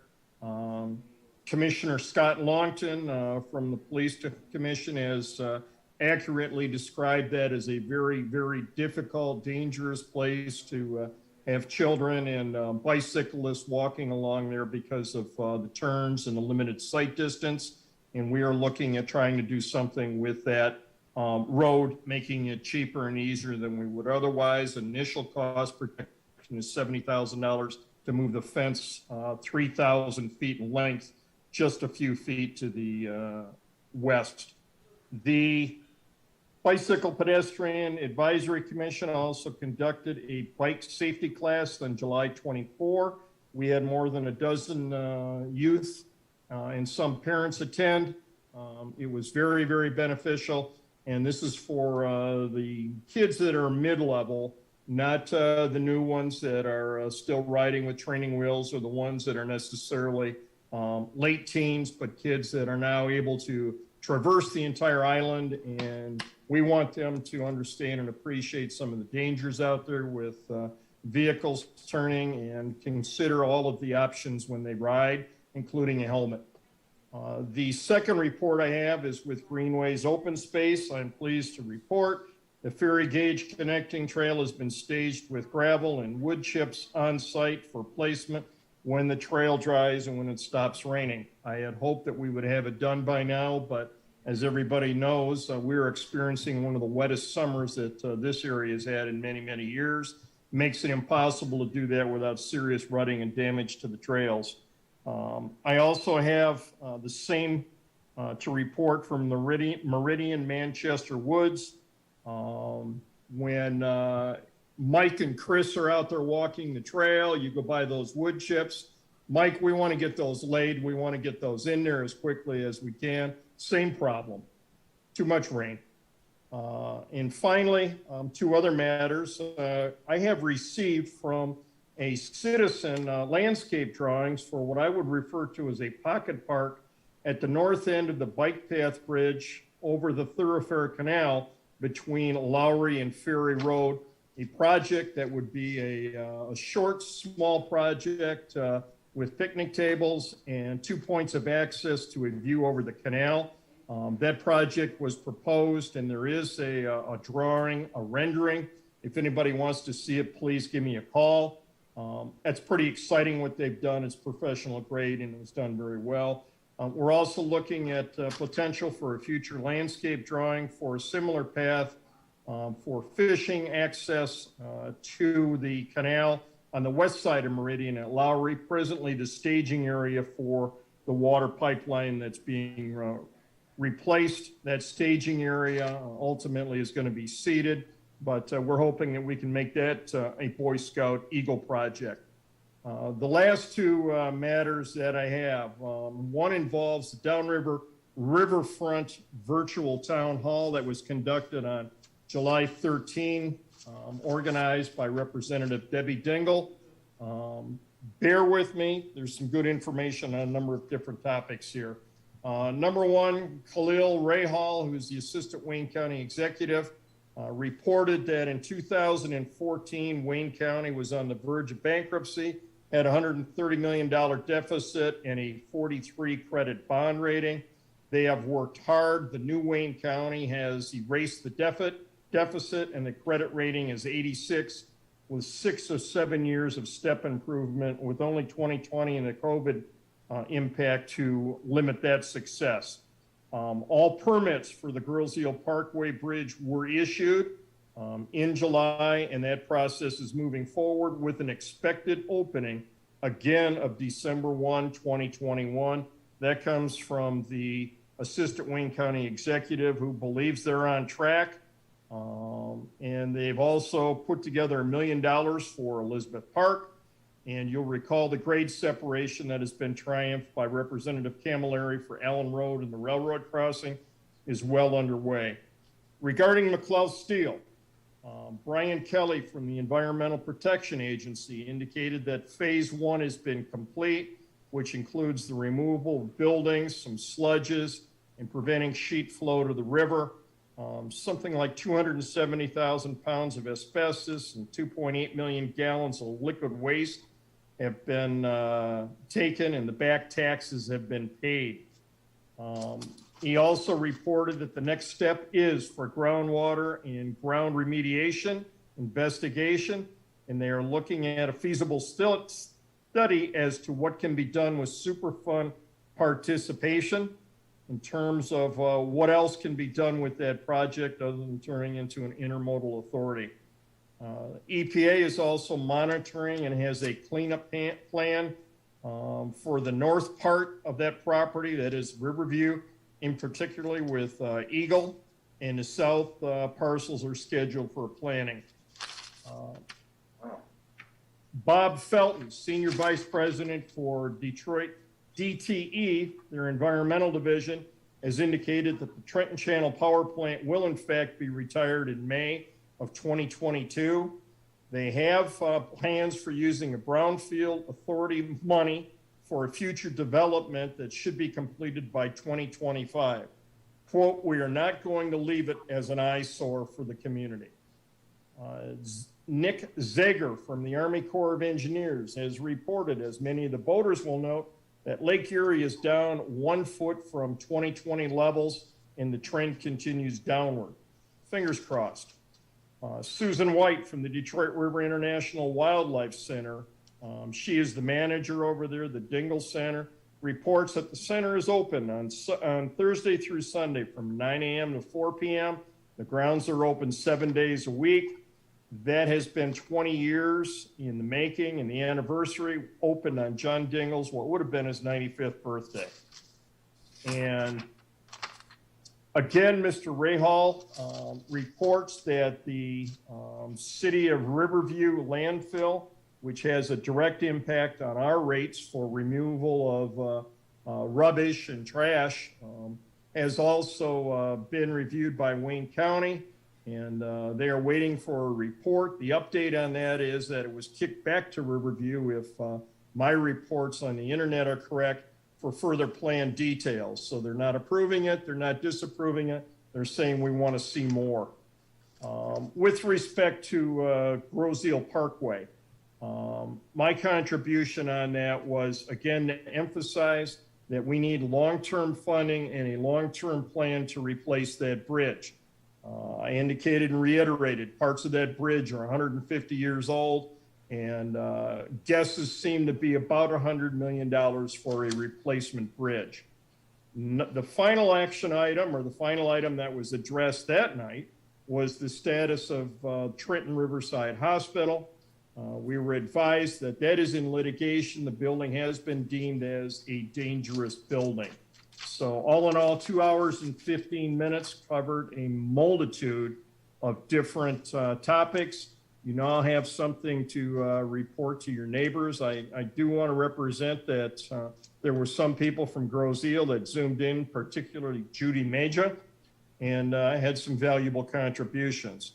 Now, finally, the last report is Governor Whitmer's Constituent Services Outreach meeting that occurred on July 23rd. I attended that. We were broken into various groups, and I wound up sitting at a small table with some pretty important people. That included State Senator Stephanie Chang, Representative Darren Camilleri, member of Governor Whitmer's staff, as well as the Michigan Department of Transportation representative. I emphasized again how absolutely critical it is to Groseal that we find a plan for a replacement bridge. That's not going to be done in a year or 5 years, or most likely not even 10 years. But we need to start, and we need to start now. I look at the Gordie Howe Bridge with all of the planning and the work that went into that, as well as design, as something to consider.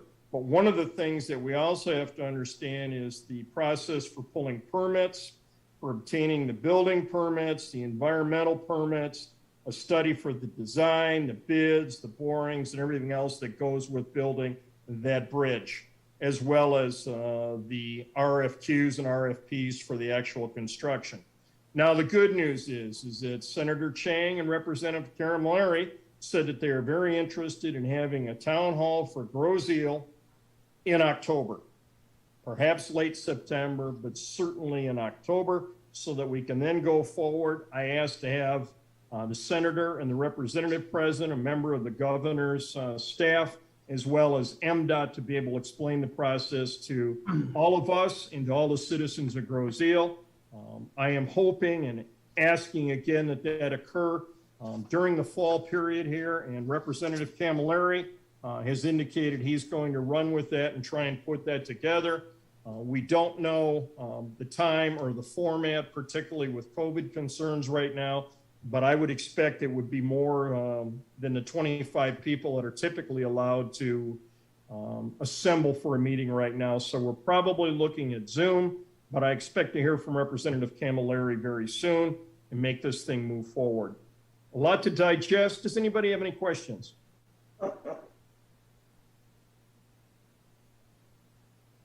I do. Joe, do you have? No, it's not the public questions. It's the board questions. Joe, did you have anything?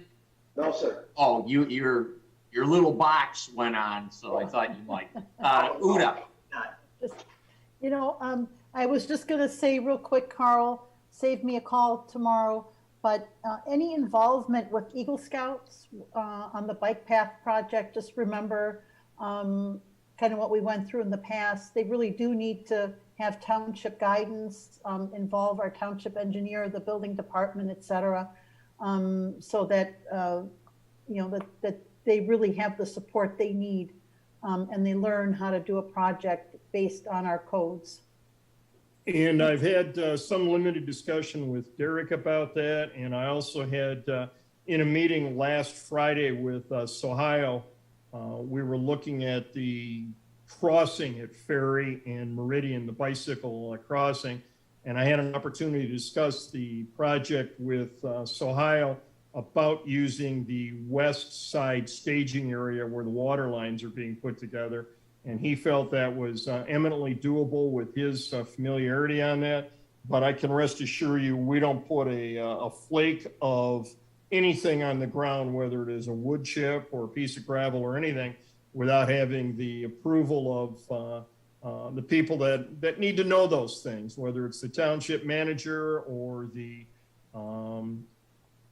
department head for the DPS, any of the people that are involved, as well as the board. There's a lot of skin in the game. The renderings are exciting, and I'm hoping that we can make those projects go forward. I remember that one of the big issues with the election last year was finding areas for access to the river and recreation for the community, and this is a good start. Awesome. Anybody else?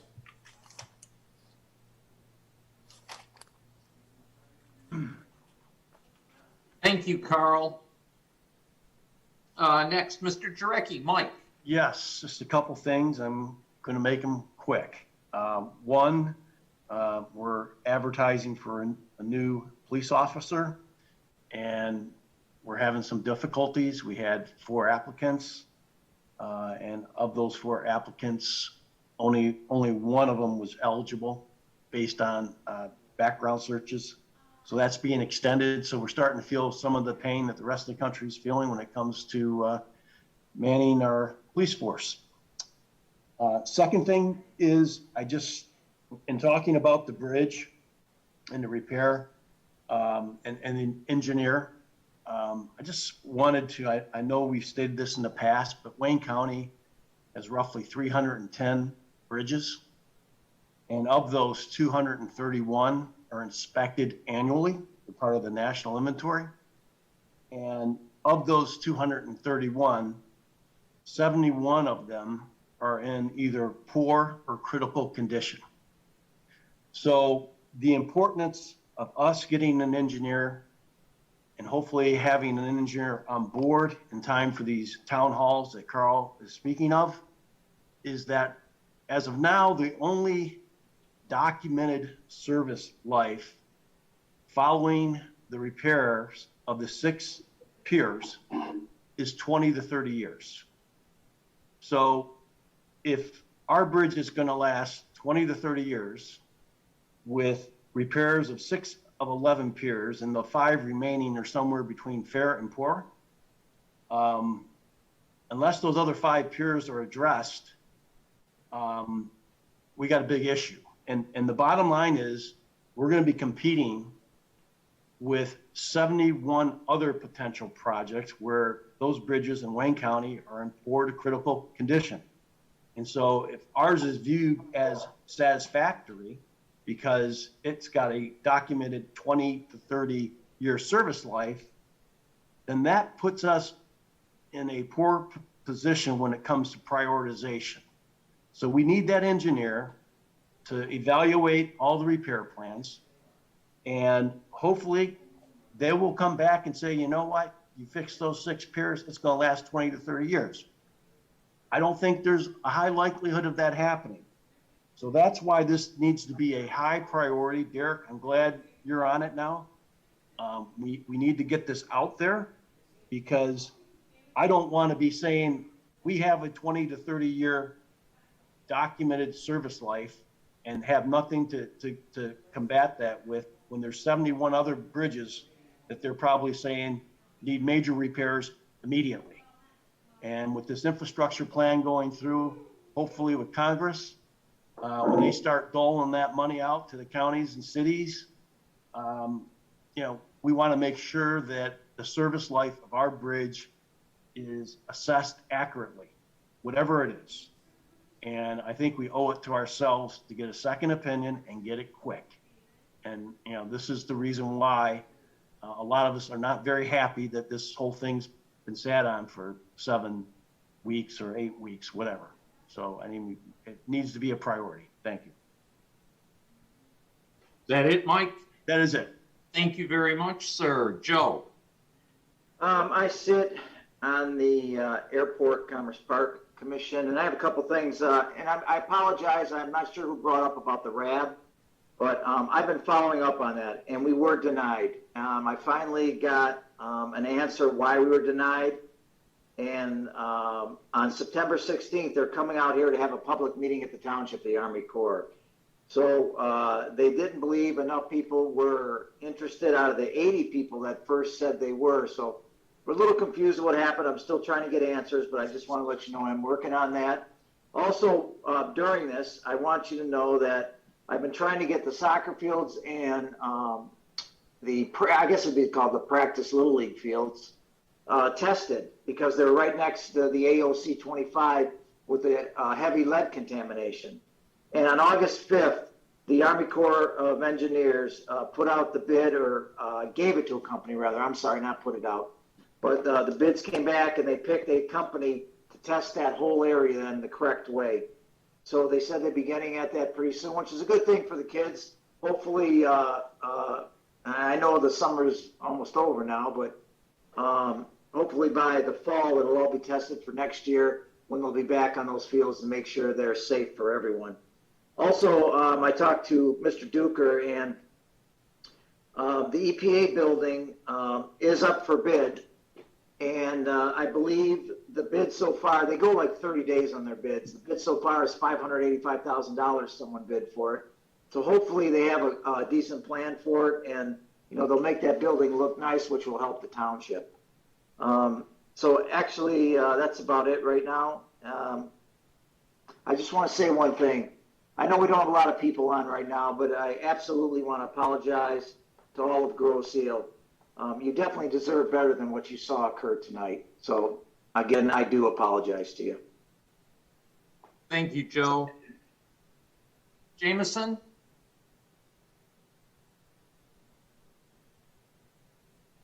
Where is Jameson? Jameson, you're muted.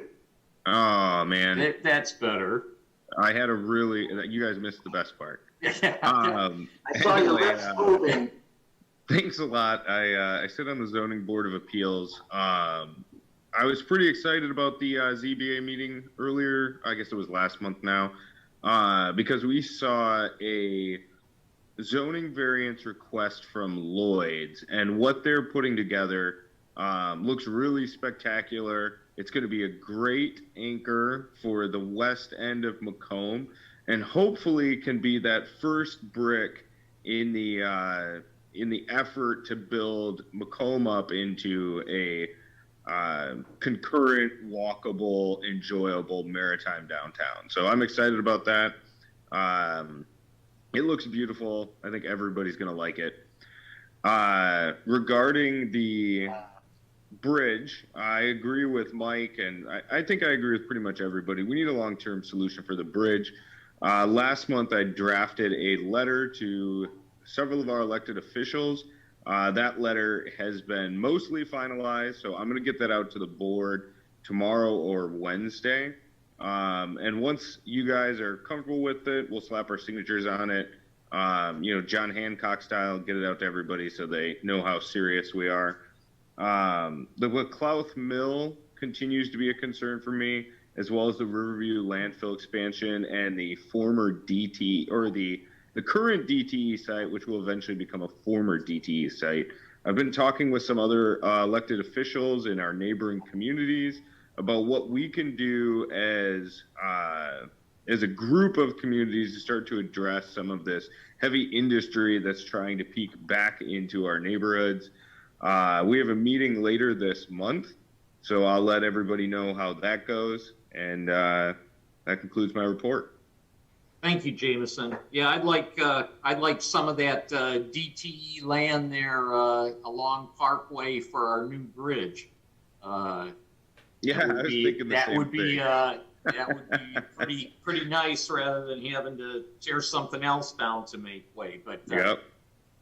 Thank you for that. Yeah, and let us know what transpires at that meeting. Will do. Thank you. Township Attorney Report. Tom, you have anything? Dude, just quickly, I just want to point, I guess congratulations to Jim Bittinger, but thank him for all his years of service on the ZBA. I served with Jim for a long time on the ZBA and obviously worked with him as the attorney. Jim put a lot of years in for the ZBA, and I know recently there haven't been as many ZBA applications, but there was a time there where we'd have 4 or 5 a month, and Jim was actively involved with that. So based on some of the comments that have been made both by board members and the public, I just wanted to go over a couple things with regard to the Open Meetings Act and commissions. So the Grosse Ile commissions are subject to 67.1 of township commissions. That includes my responsibility under 67.1B2 to be available at township commissions for opinions on open meetings. I've been called on that over the last several years, several times to do that, and I don't think there's ever been any issues. But section 67.1B1 indicates that's entitled relationship to the public. All meetings of the commission shall be open to the public and shall in all respects comply with the Open Meetings Act. In addition, under 67.1A3, the minutes of the commission in all regards shall comply with the Open Meetings Act. So MCL 15268, which is part of the Open Meeting Act, identifies permissible purposes for a closed session. And that part of section 8 states a public body may meet in closed session only for the following purposes. If you go down to subsection F, it says to review and consider the contents of an application for employment or appointment to a public office if the candidate requests that the application remain confidential. However, except as otherwise provided in the subdivision, all interviews by a public body for employment or appointment to a public office must be held in an open meeting pursuant to the Act. So that information was all included in our recent meeting that we had with the commission chairs and various township officials. I've met with various township officials, committee members on specific issues, and we've gone over this information and have continued to make myself available as I'm required to under the ordinance. But my recommendation stays the same. Groseal Township commissions by ordinance are subject to the Open Meetings Act. In the best interest of the township, the board members and the commission members, I recommend that because MCL 15273 subjects a public official who intentionally violates the Open Meetings Act to personal liability in a civil action for actual and exemplary damages plus court costs and attorney's fees, and because MCL 15272 states that a public official who intentionally violates this act is guilty of a misdemeanor punishable by a fine of not more than $1,000, and subsection 2, a public official who is convicted of intentionally violating a provision of this act for a second time within the same term shall be guilty of a misdemeanor and shall be fined not more than $2,000 or imprisoned for not more than a year or both. So it's my recommendation that the board and all commissions comply with the Open Meetings Act, and consistent with the Michigan Attorney General Opinion 7061, because a member of this board or commission who discloses a closed session information to the public risks criminal prosecution and civil penalties, I recommend that information disclosed in closed session not be divulged. Those were my opinions. I did not direct anyone or make any suggestion meetings go one way or the other. That's all up for you to decide based on these rules, and for the commissions to decide based on these rules. So with that, I still remain available. You all know I'm available to answer questions. I talk to various board members over the weekends, odd hours of the evening. That's part of my job. I'm happy to do it. I'm here. If for some reason I think you all know where I live. I think I'll see you almost on a weekly basis, and you all have my telephone number. I'm available to answer anything you guys need help with. Thanks. Thanks, Tom. That's something we do absolutely have to tighten up on. And it's not pointed at any one commission. It's pointed at all the commissions. Everybody has to know what's going on, and we will be making sure that everybody, every commission goes over that. Now we have our township manager, and this is going to be Dale's last report. So I'm giving Dale all the time you would like to address the community one last time. Take it away, Dale. Thank you, Mr. Supervisor. Normally I have brief items to report. You're correct. This won't be as brief as in the past. There's what you're accustomed to, but some of the items will be brief.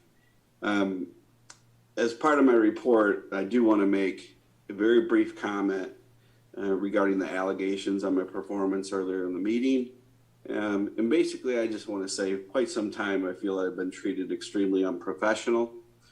I've been working feverishly to complete projects, be responsive to the day-to-day demands from residents and employees.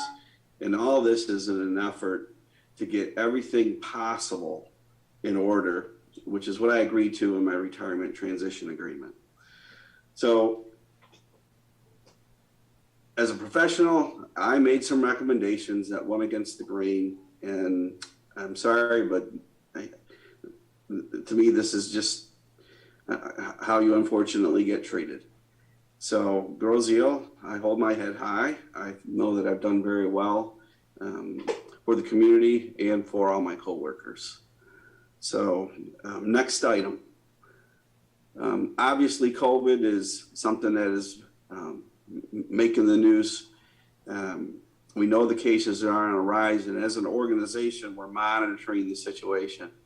And we're going to continue to monitor the situation closely before we make any changes. There's a lot of different recommendations going on out there, and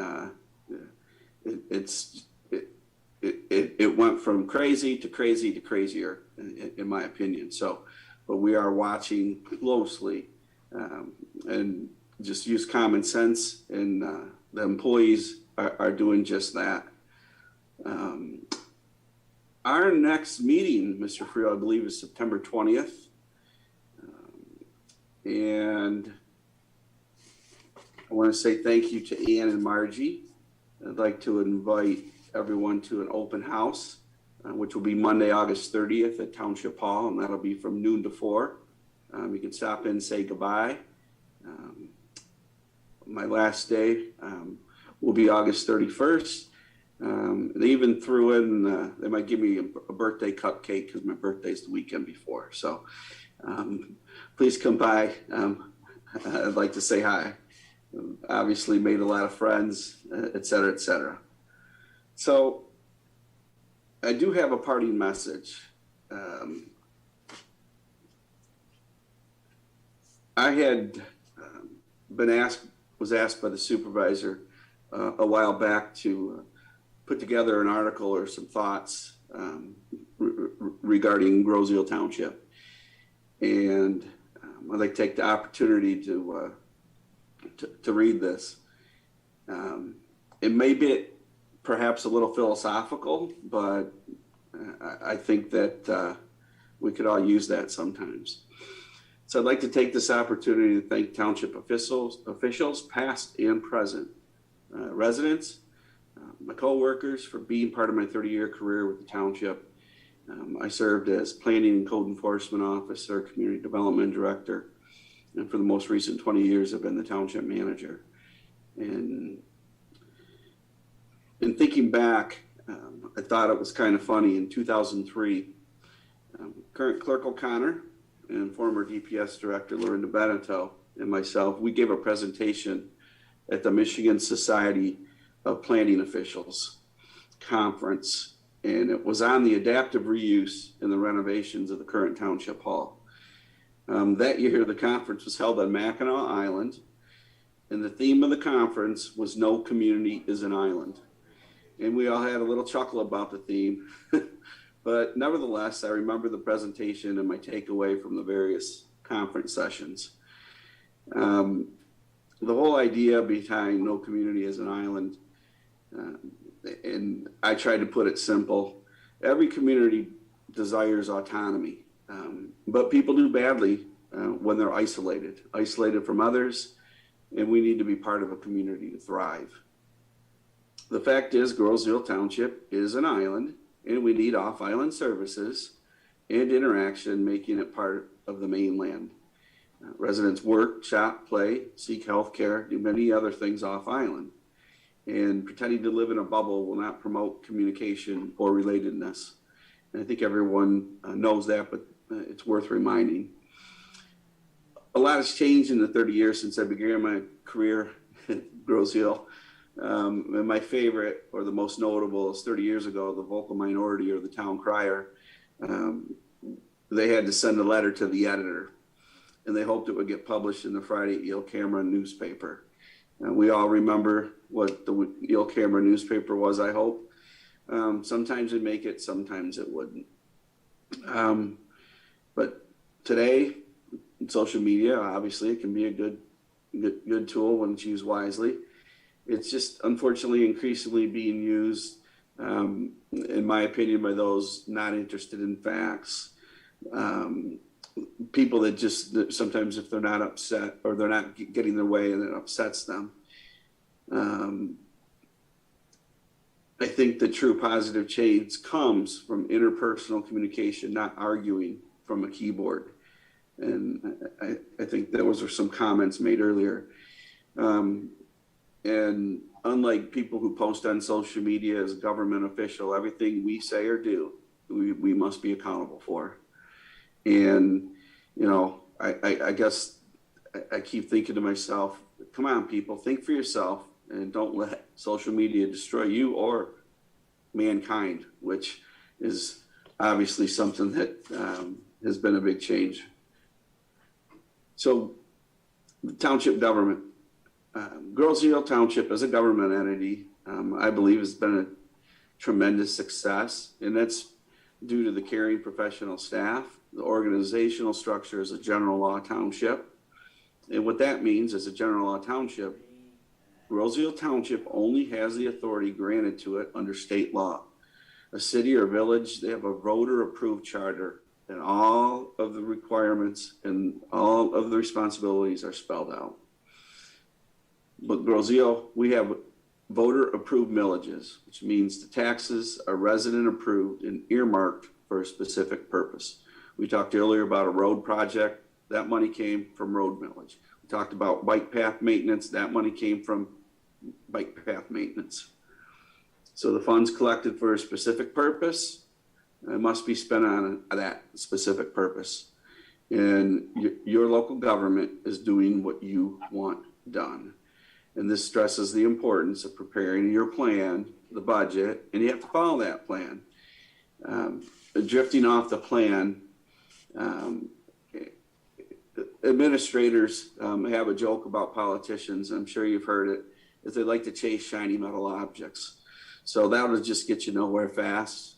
But I just want to stress it's important to focus on the items that are geared toward the long-term success of the organization and community, not items that just could be considered the flavor of the day. And we've talked a lot about commissions lately. There are 98 currently volunteers involved in committees and commissions in Groseal, and they advise the township board. And that creates opportunities for public input on top of just board meetings during any review process of legislation.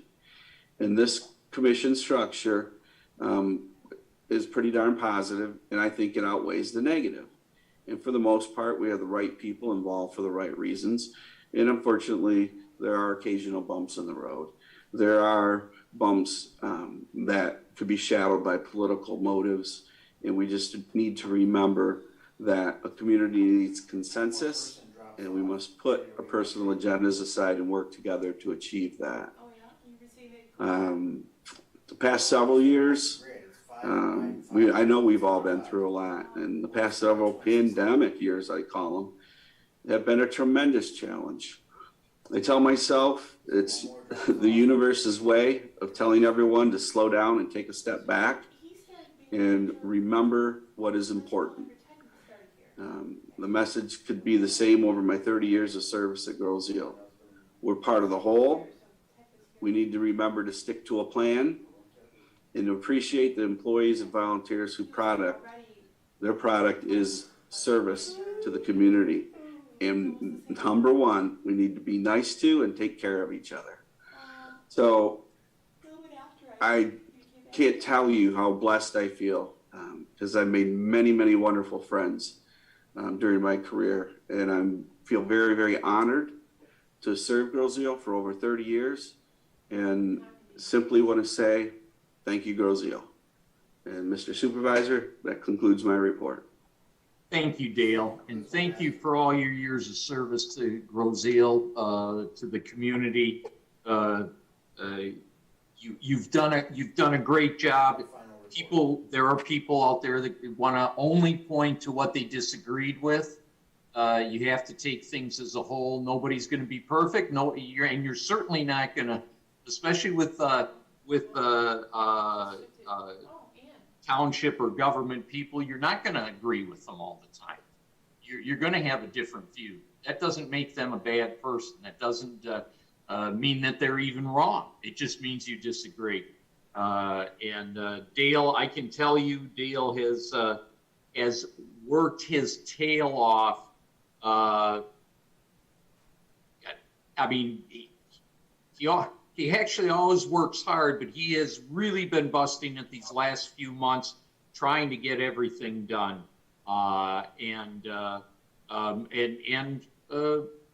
Like everything else, not everything is going to get done, and so Derek's going to have he's going to have something to do when he takes over. But it would be wrong for anybody to think that Dale hasn't been doing everything he can, trying to get everything wrapped up before he leaves. So I just want to say thank you, Dale, for all you've done. Thank you for all your years of service. Anybody and everybody that works that long deserves congratulations just for sticking around this place. So thank you, Dale. Thank you, Mr. Supervisor. Thank you very much. I have just a lot of little things I want to mention. RAB came up, and I think the reason for the RAB being turned down was they had about 80 people that said they were interested in RAB, but they only had 11 people who actually said they'd work on it. And it just wasn't enough. I think that's pretty much it. But Joe, I think, mentioned that they're coming back here. So, please get out to the meeting and let your voices be heard. This is a good indication. We have a lot of people that say they're interested. It's important, but people have to do something also. Please get out to that meeting if you're interested in that. On the bridge, a couple things on the bridge. Certainly they're working on it. They started out on Pier 9, which holds the gears and the turn mechanism. They left that and moved to working on Pier 10 and Pier 2. They will be coming back to finish Pier 9. We have our meeting with Wayne County on Wednesday, and I am very hopeful that we'll have more of an update for you after that meeting. It seems like everything is moving along good. I have not heard of any hiccups along the way. Again, if we hear of any, we'll put that out to you. But that's where the bridge is. As far as the other piers, I did not and haven't said that they have a plan. I said they're working on a plan. The Wayne County is very knowledgeable that the other piers need repair also. They were not critical like these piers that are a part of this project. I'm sure if they had the money, they do it all at once, but they don't. So these could be put off. They did put them off, but they will be repairing those in the future, in the near future. It won't be get this done and walk away. It's going to be get this done and start working on the other ones. And like anything else, I forget who was talking about, I think Carl actually was talking about talking to people in the government representatives about the bridge and what it would take. I sat down with Darren Camilleri last week, and the main topic was a new bridge for Groseal, and permits alone take 4 to 5 years for a project like that. So none of this is quick. None of it is easy because there's a lot of coordination, with your federal agencies, your state agencies. Where are you getting the money from? And there is no infrastructure money yet. Nothing has been passed. I can say that the state is well aware of our need for a new bridge, and I'm going to say has it on their list, and we will start, and we're starting right now by talking to our representatives. by talking to Wayne County, who it's going to be their bridge, it's going to be their decision, what kind of bridge, et cetera. They are allowing us to be at the table, and we need to take advantage of that and pass along our thoughts. But we all agree that it has to start now because it will take a long time to do. So that's the bridge update. Quickly on the police chief, I'm disheartened that people don't listen. It has been said more than once that initially the recommendation or the thought of the police commission wasn't acted on because they were told we needed to know what was in the budget, what we can afford to offer our new police chief. So nothing was going to be done until we knew that.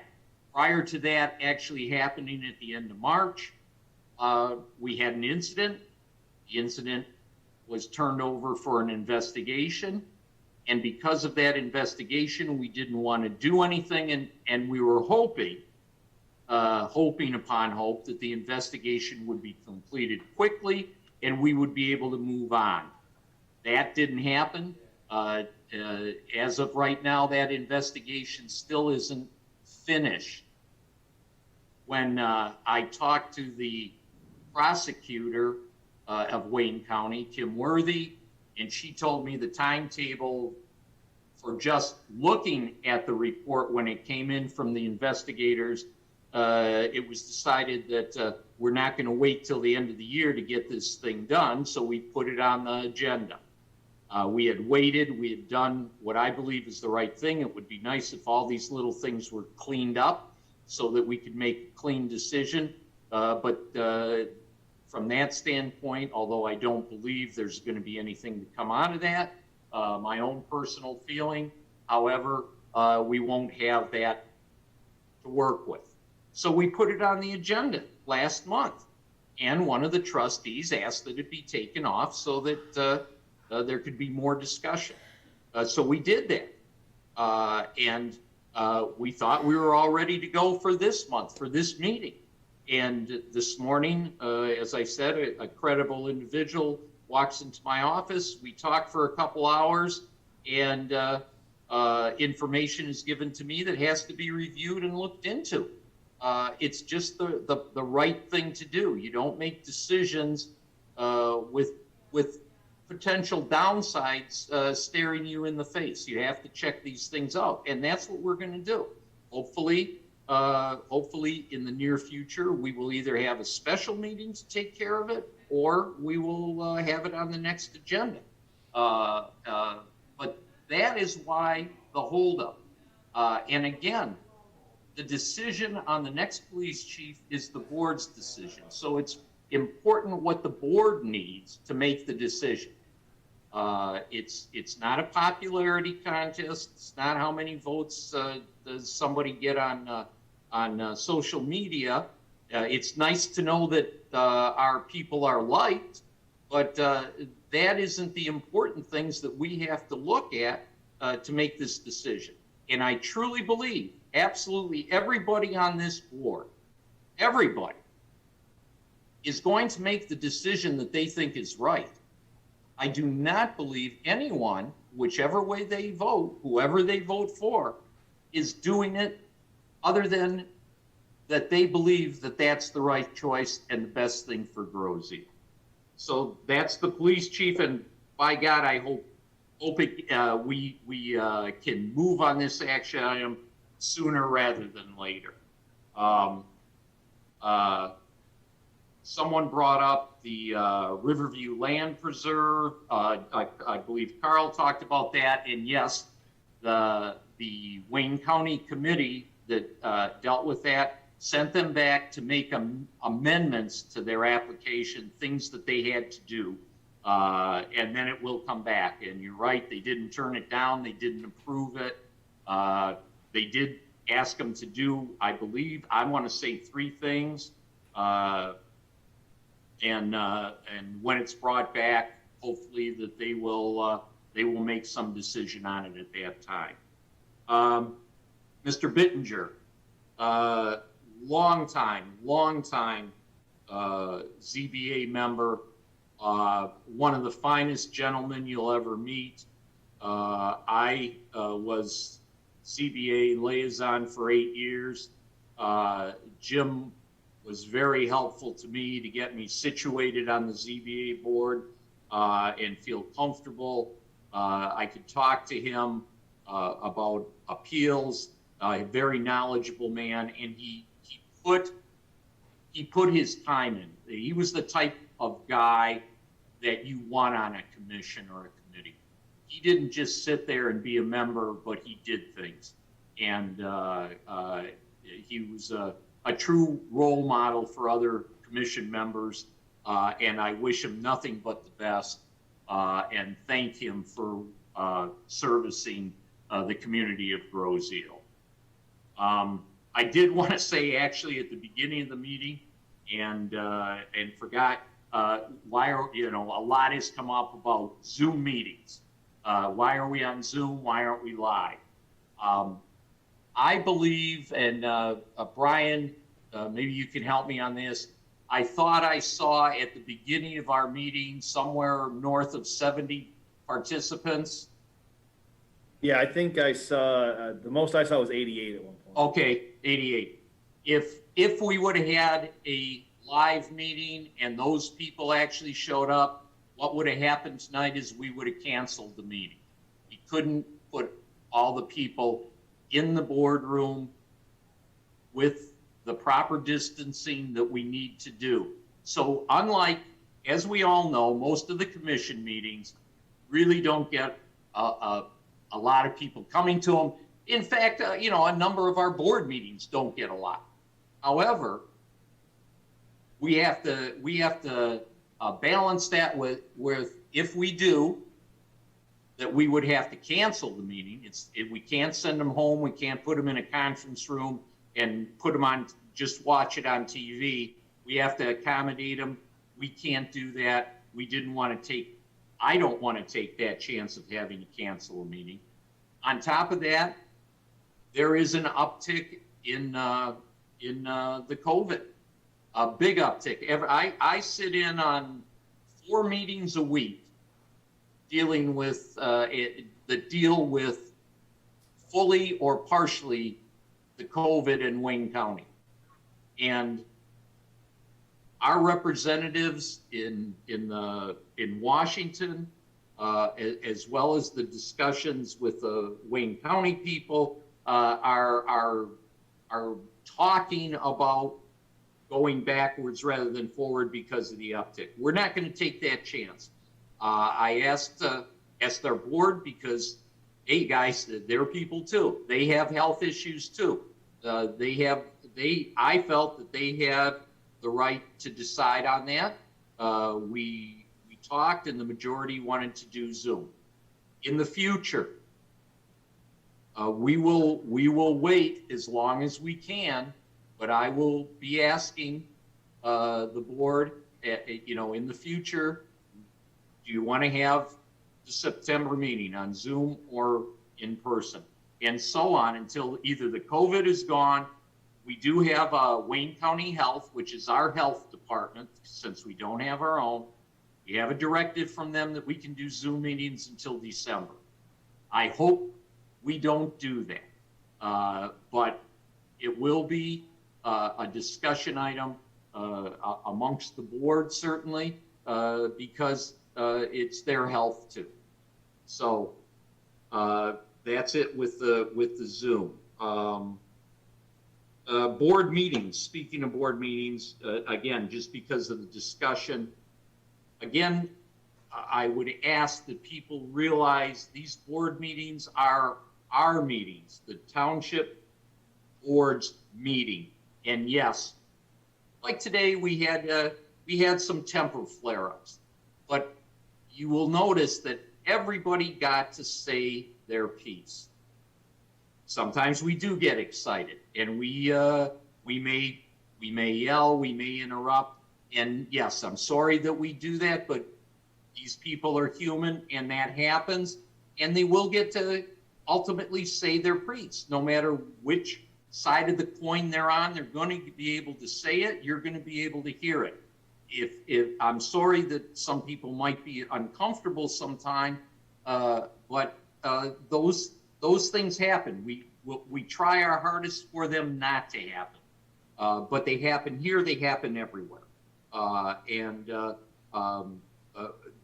bottom line is, again, as I said before, whether people are getting heated or not, I still believe every one of these 7 board members on their position on the issues, it's what they believe. And they're saying their position because they believe that's what's best for Groseal. And that's all 7 of them. There are no cliques, there are no groups. If you don't have a 7-0 vote, there's going to be a block. In fact, it was interesting that on social media, I was shown something where a gentleman was talking to a former board member and said, gosh, if you would have been on here, then we would have had a block of 5-2. There isn't blocks. It's just the way things work out and who agrees with who and who disagrees. That's as simple as it is. If you're on the losing end of something, it's because the majority thought differently than you. That's as simple as it is. There's no conspiracies here involved. So I'm sorry for the sometimes that they get a little out of control or get a little heated, but that is the way it goes, and we'll try our best to keep everybody in line. So thank you for that. That's all I have. I believe we open it up now to public comment on the action items. Yes, public comment on action. Oh, Uta, just a minute. Uta? A point of order. Yes. It is now 11:23, and I wanted to ask Mr. Assorti, is there still a Michigan law that says public meetings of townships need to end by midnight? He's shaking his head no. Drats, okay. Tom, you're on mute. Tom, you're still on mute. Okay. Plus, you got 37 minutes to complete it, so you should be fine. I think we'll be okay. All right. Thank you, Uta. Okay, public comments on action items. On action items, please. Same thing, name, your name and address and where you live, and 3 minutes.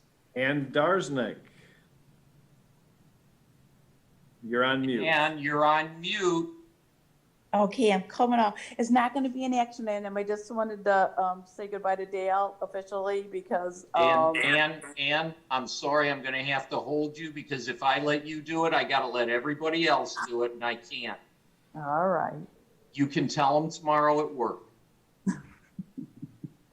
Thank you. Okay, do we have any other public comment? Mr. John Sabat. Thank you so much for everybody. I just want everybody to know that, the poison pill on Groseal is the McLeod issue. And, if we can. Is what? I'm sorry? Poison pill is what's going to happen with McLeod Steel, the property there. That's really critical for us. Mr. Sabata, you have to talk about action items. That is an action item. Someone brought up issues about the bridge. Did you not? Did you not discuss the action? I don't see any action item here involving McLeod Steel. Well, okay, all right, okay. The commission meetings. If you're not Mr. Sabat, you have to make a comment on these are public comment on the action items. Okay, I'm going to make a public comment on the commission meeting. That was not an action item. The police commission? That wasn't an action. Not an action item. Okay, all right. The building department, I'd like to make a comment about the building department. Well, as long as it's one of the action items. Well, it is about Derek, right? And, it's a shame we have to split him because he's a wonderful individual. He's got a great team. And you know, I hope we can find, and being fortunate enough to find someone that can do 80% of what he can do at the Township Department building and the building department, which is very critical. As far as the action items on the toll bridge, thank you for whoever, I know that Lieutenant Pellin called Wayne County. I'm sure that you guys did. John, I'm sorry, but you have to stick to the action items on the agenda. That's what this public comment is for. It's Okay. for the action items, not what's been discussed today, but the action items specifically. So we're talking Church Road paving contract approval, Okay. ditch and hydro seeding, contract extension, Okay, adoption of revised FEMA flood regulations, right. bike path repairs contract award, and dangerous structure hearing and order. Well, the only comment I want to make about a road is that we should try and patch up Meridian a little bit, and also continue to pursue the Riverview side of the bridge, because I'll be honest with you, this is an action item, Supervisor. It really is an action item. They did, I will say, just to answer you, John, they did grade the shoulders, and we will keep on them to be watching that. Okay. Maybe they should narrow the well, white road, the white paint. They're not going to change anything. The best we can get out of them is grading. Well, you're taking up my whole 3 minutes. Yeah. Well, I'm waiting for you to get to an action item. Well, it is an action item on this island. There's not No, John, please. Ms. O'Connor read to you the action items. I know what comment on those. they really are not applicable to what's really needed on the township. Well, and that's why we have the public comment prior, where you can talk about anything. Well, thank you, Derek, for what you've done. I'm sure you do a great job as a manager, because you're an action person. And I just want to say that about Derek. Thank you. So you can throw it out the window or keep it on your desk. You're making a mistake throwing it out the window. And you owe me 2 minutes. Oh, goodness. I'm done. Thank you, Brian. Thank you. All right, anyone else have any public comment on action items on the action agenda items. tonight? I am seeing none. Well, wait I a make second, a okay? motion to adjourn. Whoa. I'm gonna step a little bit out of line here. And I am going to ask for a symbolic motion to adjourn from Dale Riem. I'd like to And say, Uda, I would like you to second that. Okay. Dale? Mr. Supervisor, move to adjourn. I Thank you. second that motion. Thank you. And David? Mr. the official. Supervisor, I'd like to make the real motion to adjourn. great I have job. a second for that. Motion too. Thank you. Meeting adjourned. Oh, Thank we you, gotta get a vote. everybody. Got to vote. Got to Vote. vote, Jim. I'm Oh. vote. Oh, all in favor? Aye. Aye. Aye. And all opposed? Thank you. Good night, world. Good Aye. night. Good night, John. Aye. Thanks, John. Good night, everybody.